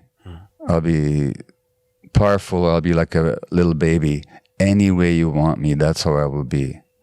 Now, that's considered a love song. It isn't. It's a lack of love song. It's a song that says, just attach to me. I'll give up anything about myself. Just accept me the way you want me to be. It's a saddest song. Yeah. And when you hear him sing it, there's deep sadness in it. And some of the power of Presley actually came from his own suffering. He wasn't just singing a song. He was actually infusing it with all the emotions of loss. So even though it's presented like a love song, it's actually a song about the loss of love. And that's the situation of the infant who says, just love me. I'll be anything you want me to be. And that's the tragic conflict between attachment and authenticity. Yeah. So this ties into exactly where I was going. Yeah. Which is related to your pre and post work with psychedelics. Yeah. And for people who are watching this or listening to it, I'm returning to this not because I want to hammer home psychedelics. They're not for everyone. And in my experience, the vast majority, or I should say, in my observation, the vast majority of psychedelic use is very irresponsible, and I would not recommend because it can certainly cause a good amount of harm if not done in a supervised, safe fashion. But the pre and post work could apply to many modalities. I mean, it does in this case, this example that we're about to talk about, apply to psychedelics, but it could, and correct me if I'm wrong, but it seems like it could very easily apply to going into any intense or unusual modality. Oh, like Vipassana meditation. Like Vipassana. Yeah. This Date with Destiny, Tony Robbins I mentioned, which is certainly intense and very, very different, very powerful. That's why I'm coming back to this. But we can discuss it as it applies specifically to psychedelics and even specifically to ayahuasca, if that is the primary, that's the primary compound we're talking about, which is really, just for people who are wondering, it's one of the reasons ayahuasca is really tricky is that it is unlike, say, I'm going to get off topic for a second, but it's still on topic. It's not quite like mushrooms and what people consider the primary psychoactive molecule of psilocybin. It's a bit different. It's more of an old-fashioned. It's like if you go to a bar and you order vodka and soda, pretty much everywhere you go, vodka and soda, very similar, assuming the pour is the same. Yeah.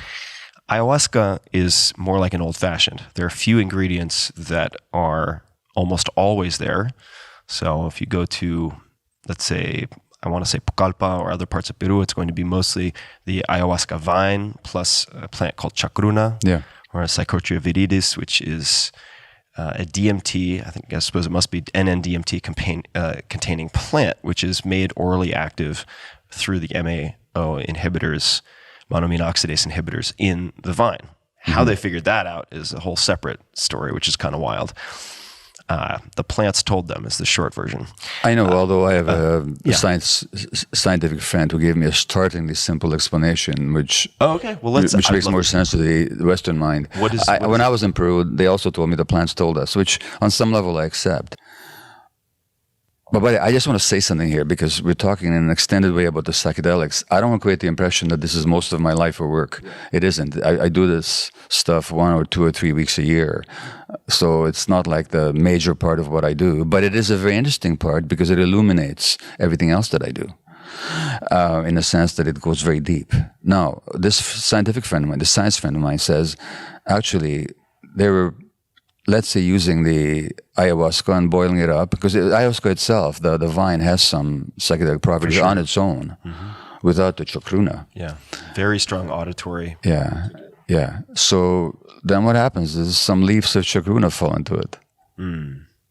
Inevitably, over hundreds of years, that's going to happen. Now eventually they say, this combination is even more powerful. Yeah. So it need not be as esoteric as the plants told us. It could have been a rather simple discovery.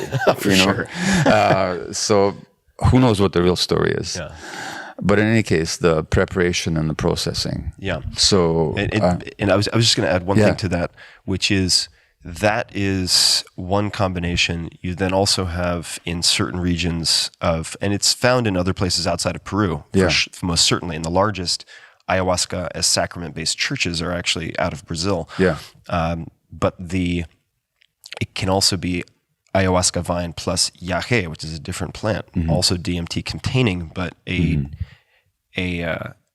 for some people, a substantially different experience. Yeah. And then the only reason I'm mentioning this is so that people are aware of why I am particularly concerned when people are cavalier about, hey, my friend's ordering some ayahuasca from Hawaii and we're going to put it in a slow cooker and have it at his house this weekend. I'm like, bad idea. No. Many centers, even well-intentioned centers in Peru, will also put other things in the brew because they think that foreigners want more of X. So they'll put coca leaves, think cocaine, coca leaves, they'll put toe, which is even datura, which is even scarier in some respects. Coca, not that scary. So just be aware that when you say ayahuasca, not you, but when people think ayahuasca, it is not a standardized dose that you're getting. And recently I was at a retreat in Costa Rica where really 4 different night state ceremonies, and each time with a different concoction. Oh, God.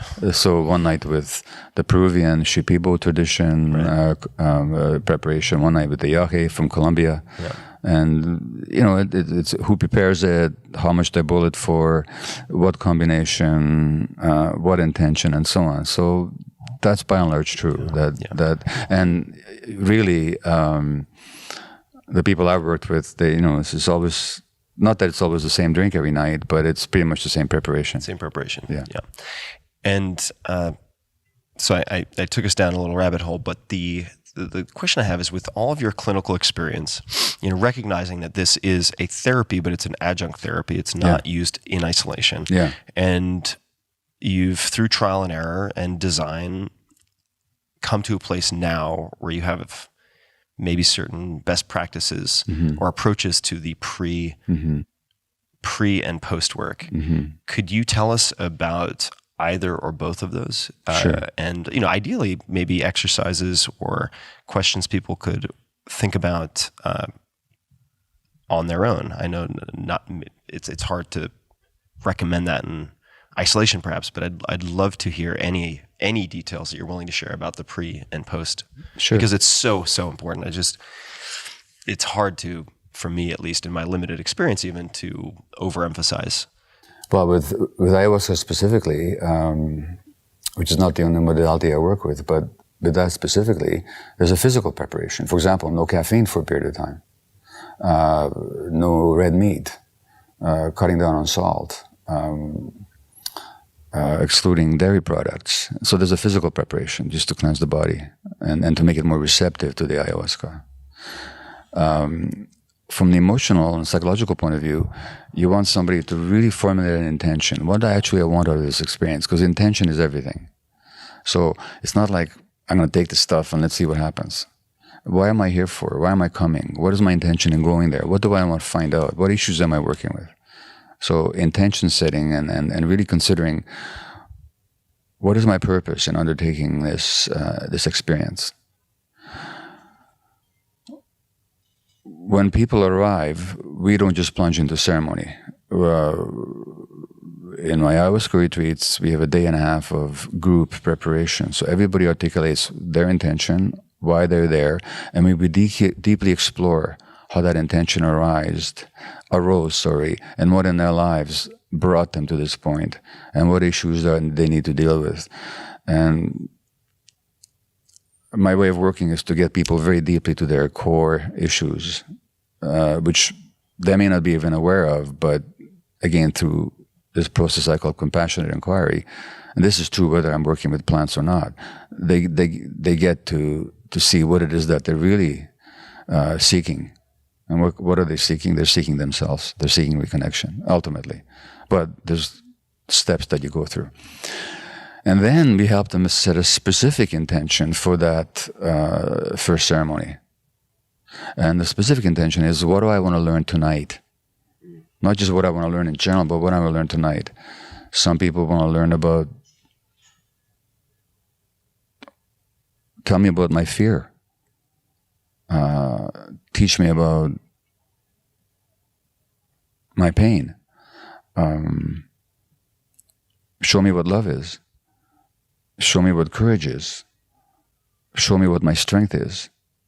See, it's not that the ayahuasca comes with an agenda. It works through you, and it manifests what's in you, so that your intention, the more specific it is to you where you are in life at that moment, the more effective it's going to be. And then the shamans work with you during the ceremony, and they chant to you based on what they're picking up from you at that moment. They work with you energetically. Sometimes they work hands-on as well. And you both have your own experience, and you share the group energy. And then people go to sleep, and the next day and then the following day, we then process, well, what happened to you? What visions came to you? Now, some people will have visions. Some people with more prosaic minds like me will already ever get visions. I did originally get visions, but it's been years since I've seen anything. Some people will have bodily experiences. Some people go through intense emotional states. which in my view are always memories of maybe forgotten memories, but indwelling memories of very early experiences, intense.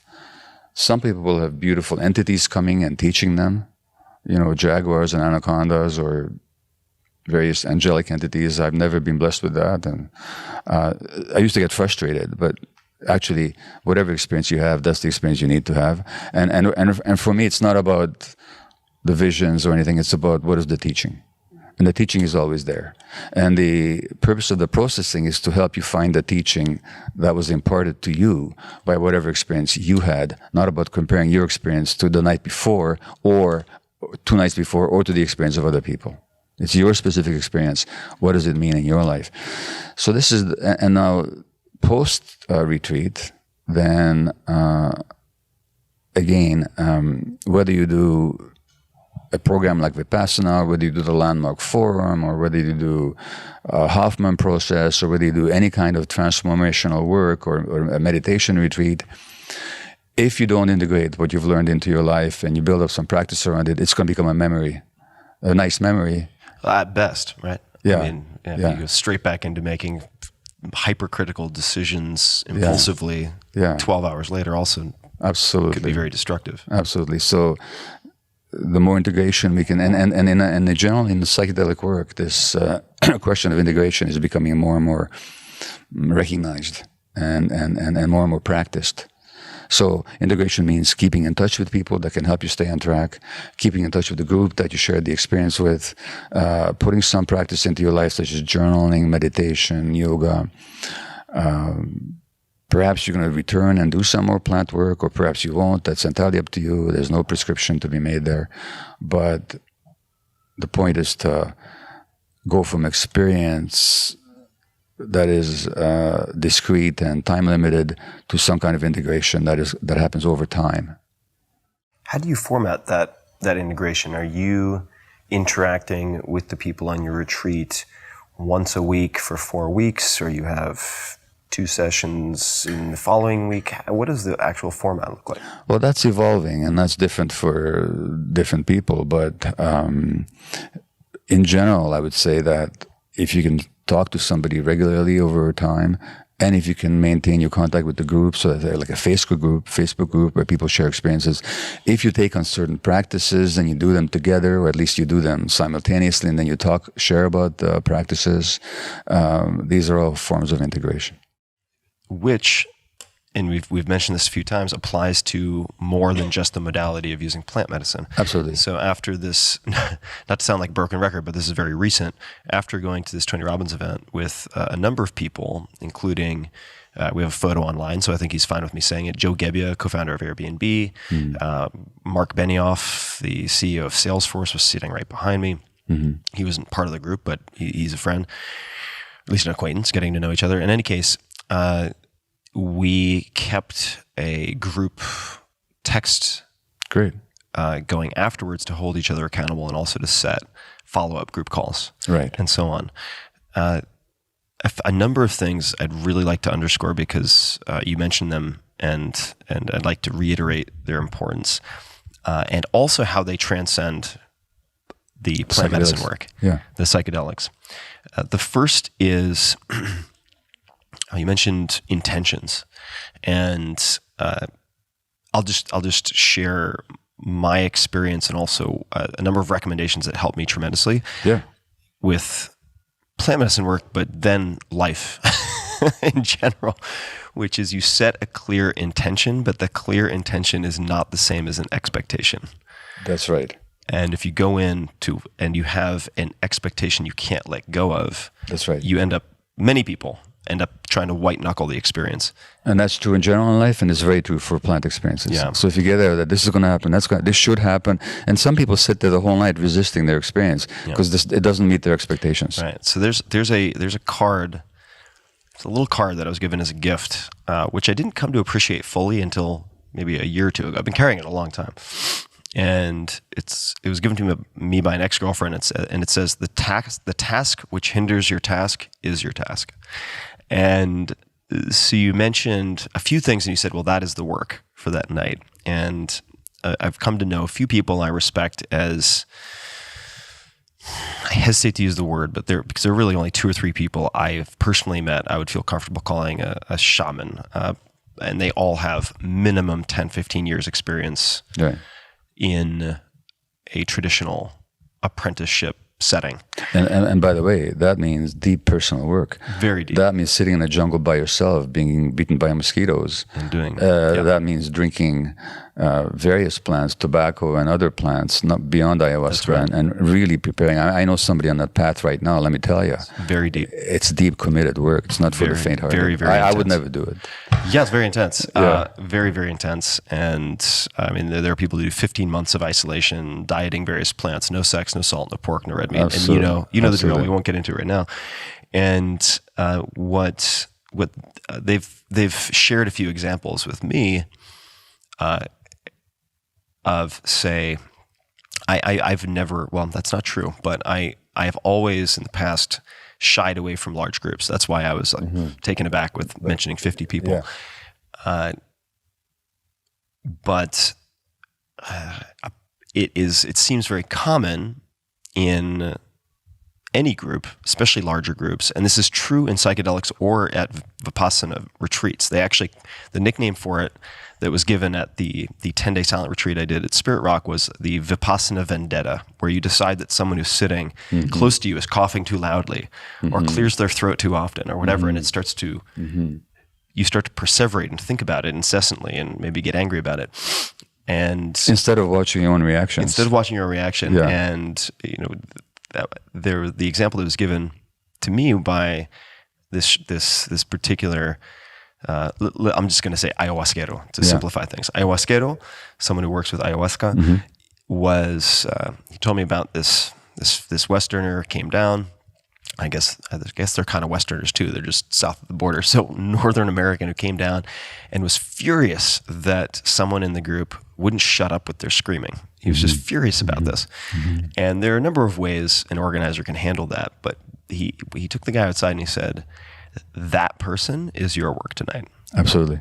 And if you think about that reframe and how to view something that perhaps historically you would respond to as a problem or an annoyance or offensive, to view that, and there are certain times when you have to fight and stand up for yourself. I'm not saying you shouldn't, but I think that in my case and in the cases of many folks, we fight too often. We wear ourselves out. We get upset too often. How can you view that as a gift? How can you view that as your work? Well, can I again give you a quote? Yes, please. Which I love. It's from one of my favorite teachers, and his name is A.H. Almas.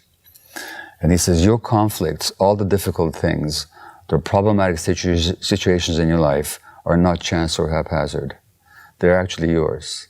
They're specifically yours, designed specifically for you by a part of you that loves you more than anything else.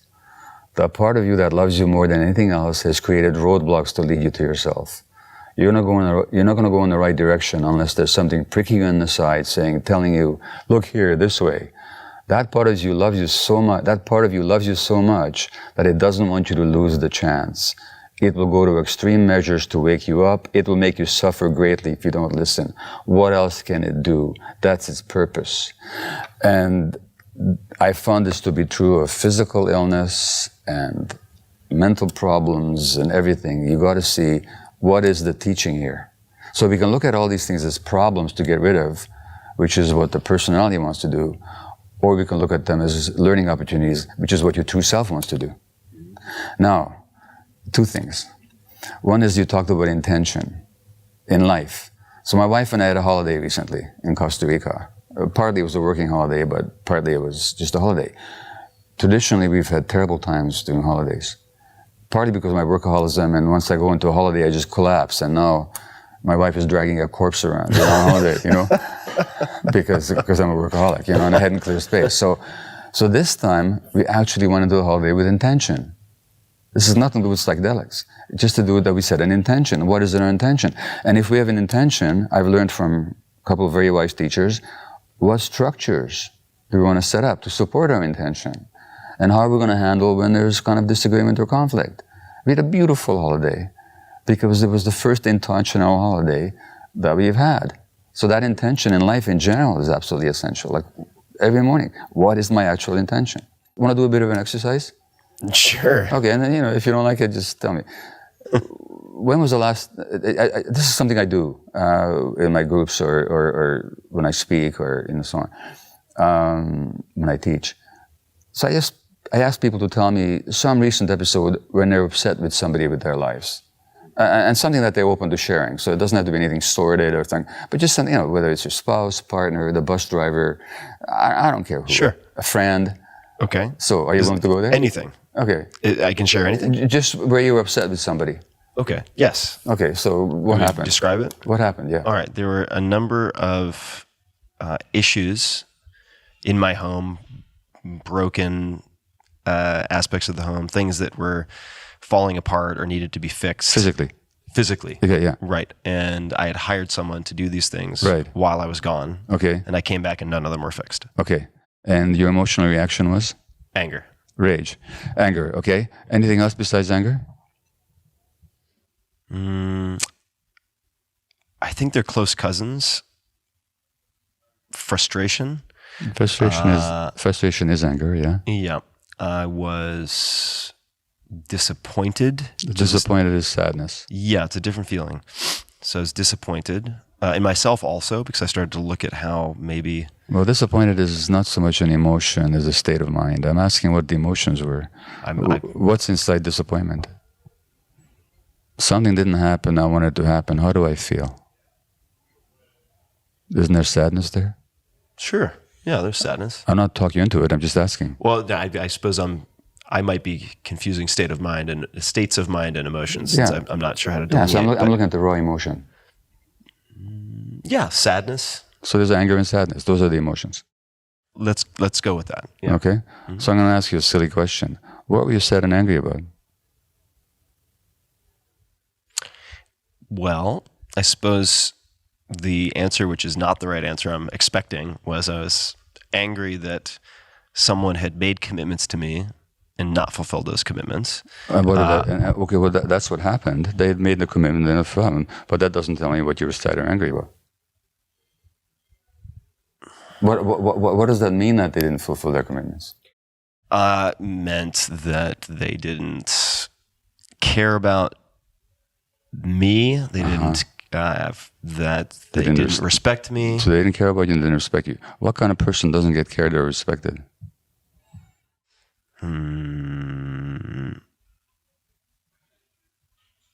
I might need a lifeline here. I don't know. Someone who doesn't deserve to be cared for or respected. Exactly.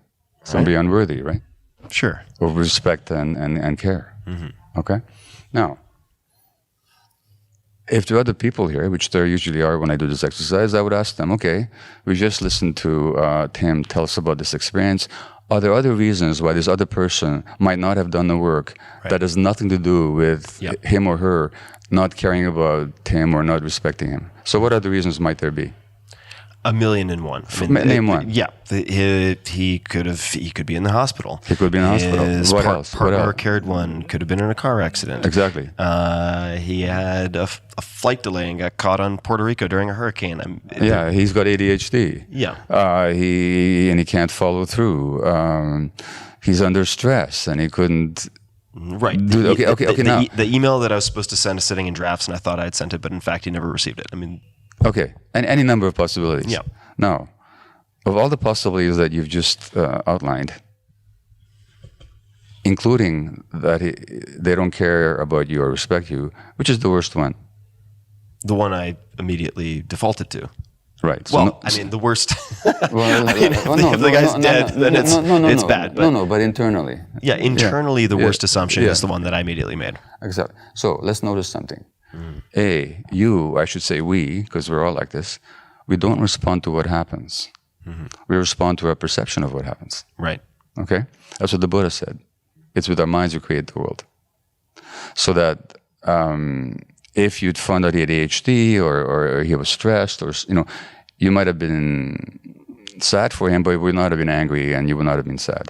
Okay? You might have, So, first of all, we don't respond to what happens. We respond to our perception of what happens, to our interpretation of what happens. Number one. Number two, Of all the possible interpretations, we choose the worst one. Yeah. Number two. Thirdly, what I just said isn't true. We didn't choose it. It's not like you went through all these possibilities and you said... It wasn't multiple choice and I chose option D. Oh, no, he doesn't care about me. He doesn't respect me. You didn't do that. Your brain jumped there automatically, right? Mm-hmm. The question is why? Yeah. Now, here's the learning. First time in your life that you felt hurt and angry that when you perceived somebody didn't care about you or didn't respect you? Or has it happened before? This is where the exercise might go sideways. I'm going to hit pause on that. I think that's probably for more of a conversation over wine. But you'd probably agree it's not the first time. It's not the first time. Very good. And most people I talk to, it goes back way back. Yeah, this goes way back. Into childhood. Mm-hmm. Okay? And that's what trauma is. We don't respond to the present moment. We respond to the past. Now, but along the lines of our discussion, it's a beautiful learning opportunity. Now you get to know.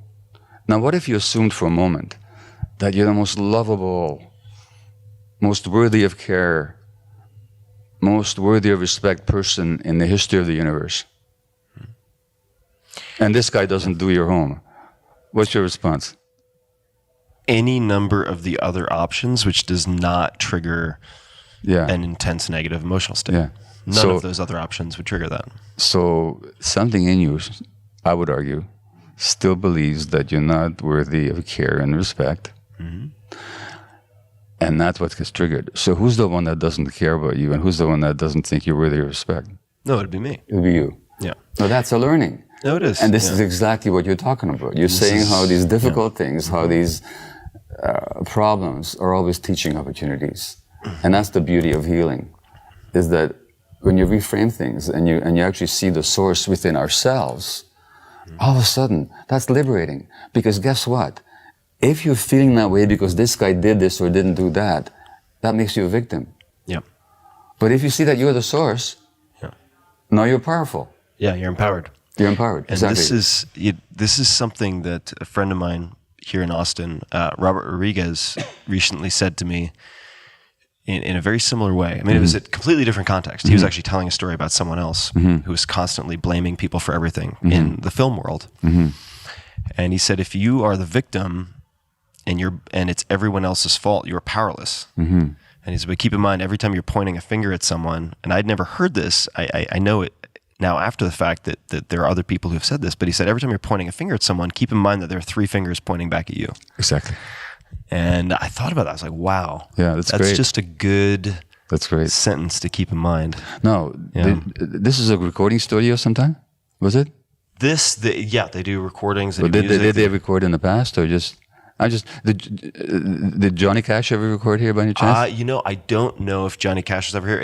I would say it's possible because this place has been around for a long time. The reason I ask is because he's got a song that I play at all my events. In Your Mind, it's called. He says, it all goes down in your mind. It's from the soundtrack of Dead Man Walking. And I think he wrote it himself. It all goes down in your mind. And it goes 1 foot in the fire, 1 foot on Jacob's ladder, another in the fire. It all goes down in your mind. So whether you're going to hell or you're on the way to heaven, it all happens up here, which is such a powerful teaching, because this is what we can work on. Yeah. You know, if we're victims of the world, Ramana Maharshi, who's a great Indian guru, he said something like, if your foot hurts when you walk outside, you can do 2 things. One is to wrap the whole world in burlap, or you can get a pair of shoes. So in other words, you can see yourself as the victim of the world and trying to change the world so that they won't hurt you anymore, or you can actually empower yourself. Yeah. And that's what the healing is all about. Well, I will say the reason I wanted to have you on now is because I've been so focused on trying to navigate these things myself over the last several years, but most intensely over the last several months. And I wanted to be ready to have this conversation with you. And how are you doing so far? I'm great. I'm great. I'm doing very well. I think I'm the sanest and arguably in the best place I've been maybe ever. So I feel very good. That's very good. Which means that that healing is just available. It's just possible. Yeah. You know, I got an email a few months ago from a woman called Bettina Goering. Now, Hermann Goering was the chief of the Luftwaffe under Hitler. Oh my God, that's right. I was wondering where I knew that name. Yeah, and he was the head of the Gestapo. Mm-hmm. Just an opiate addict, by the way, and a very clever, very ruthless man. His great niece sent me an email a few months ago to thank me for my work. And she's been through her own process. Imagine the karma she was carrying. Yeah. And all the healing she has had to do. So there was her great uncle trying to kill me and my people. And there's the great niece making contact with me. And to me, just in your example, and my example, and the example of so many people I know, it's not like I'm a baked piece of cake, you know. It's going to continue as long as I live. But I experience internally the goodness and the healing that's available to us, and I didn't used to. And I used to think I could help heal everybody, but that I was beyond healing myself. That was my core belief, you know. Well, that's been my core belief for the last 10 years. Okay, it just ain't true. And anybody listening, I just want to know, it doesn't matter what state of mind you're in, it doesn't matter what you're experiencing. It's human. It is transmutable, it is transformable, because that true self that you got disconnected from is still available to you. So it's not a question of just talking about what happened in the past. It's a question of how do we reconnect to ourselves. And what you're describing about your own state, if I can put it in one sentence, you'd probably agree with me that you're probably much more connected to yourself than you used to be. 100%. Yeah. 100%. That's the prerequisite. I mean, that's why I feel the way I described. Exactly. Gabor, I really want to encourage people to learn more about you and your work. And there are certainly a number of places they could start. Where would you suggest people dig more deeply? Is there a particular book of your books you would suggest they start with? Is there a particular social media handle where they can pay attention and learn various announcements and see what you share of your work and others? Well, thanks for asking. The simplest thing is my website, www.drgabormaté.com, drgabormat.com, where my speaking events, and I travel. I'll be in North America and 5 countries abroad this year. My speaking events are listed. Chapters of my books are available, write-ups about my books, articles I've written. I've multiple talks on YouTube that people have filmed and posted, seen by hundreds of thousands of people. I have a Facebook video that somebody did about my work that's been seen 12 million times now. So there's all kinds of ways to discover me on Facebook, on YouTube, at my website. And I would also really hope that people check out my books, of which I've written 4. The first one, the American title is Scattered, and it's about ADHD. And I wrote it after my own diagnosis. And pretty much what I've said earlier, that I don't see it as an inherited disease. I do see it as a response to family, multi-generational, and social stress in sensitive children. People say you're blaming the parents. I'm not blaming the parents. I don't blame myself, but I know how stressed my family was when I was a workaholic doctor. And so that's my first book. And when you say, well, why are we looking at the percentage of kids with ADHD going up so fast, it's not because of any genetic problem. Genes don't change in a population over 5 or 10 years. It's a social problem. There's much more stress in the culture now. There's much less connection in the culture now. And less connected people are, and the more stress there is, the more pressure there is on sensitive kids. So that's Scattered. Another parenting book of mine is the work of a brilliant psychologist friend of mine, Gordon Neufeld, Dr. Neufeld, who is the world's leading developmental psychologist as far as I'm personally concerned. And I say that advisedly. And the book is called Hold On to Your Kids, Why Parents Need to Matter More Than Peers. That's been published in over 20 languages now. And it's about the fact that since kids need attachment, the attachment need is the primary drive that we have, and we've talked about that.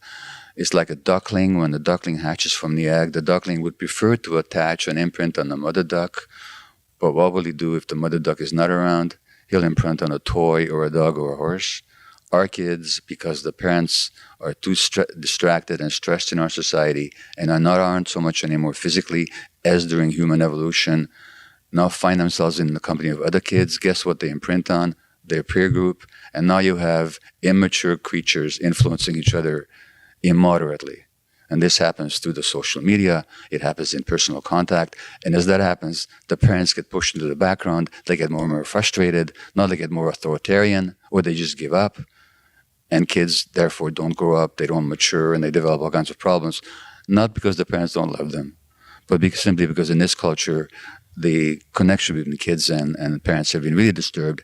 And how to restore that connection is the subject of Hold On To Your Kids. So 3 of my books I wrote on my own. This one I wrote with Gordon.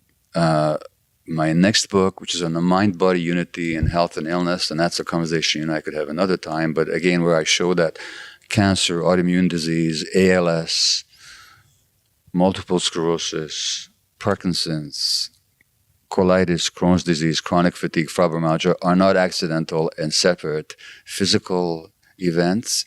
They have to do with the scientifically proven fact that mind and body can't be separated.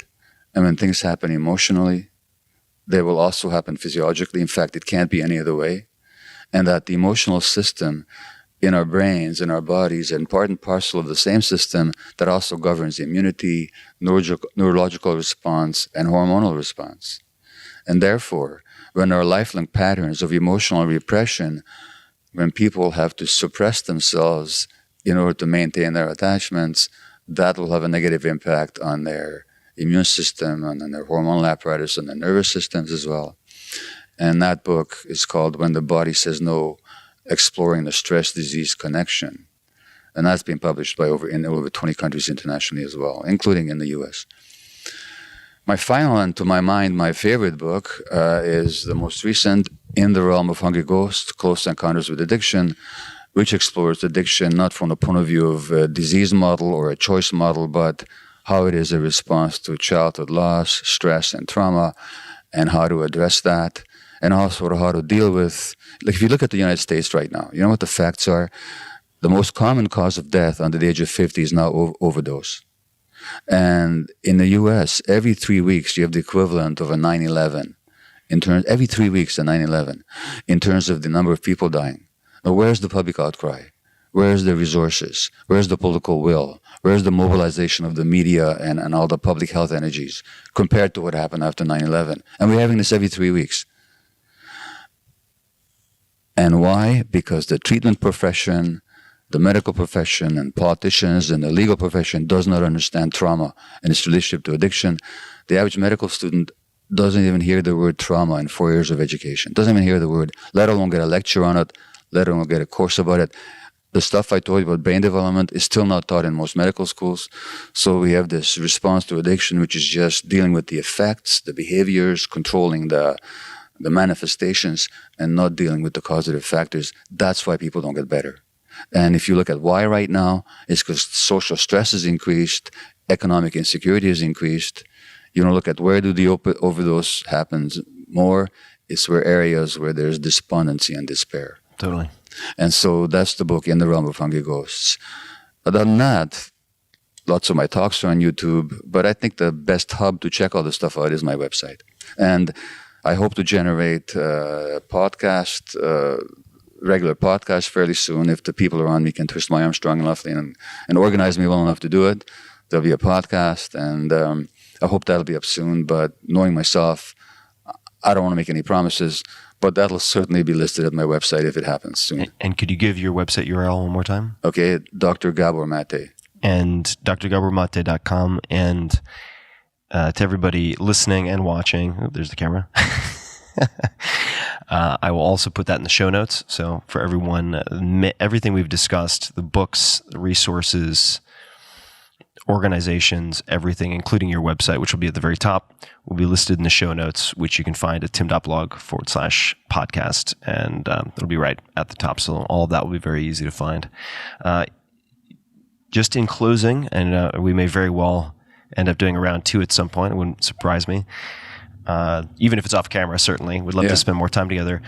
Do you have any final closing words or a request or suggestion to the audience? Anything for people listening that you would like them to consider after they finish this interview? Yeah. Well, okay. I hope people will listen to this interview in a very personal sense, not just as an interesting experience, but as possibly pertaining to themselves.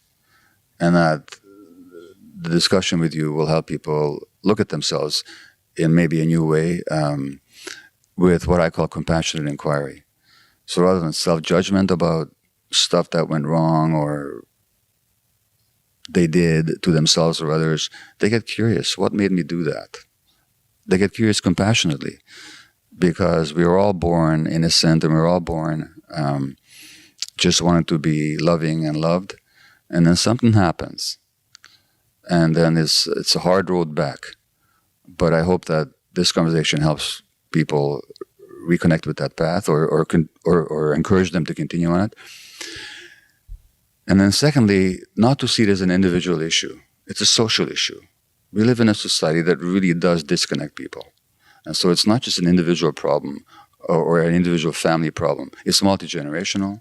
We never even talked about the multi-generational nature of trauma, what it is. We pass this on from one generation to the next, not because we intend to, but because we can't help it.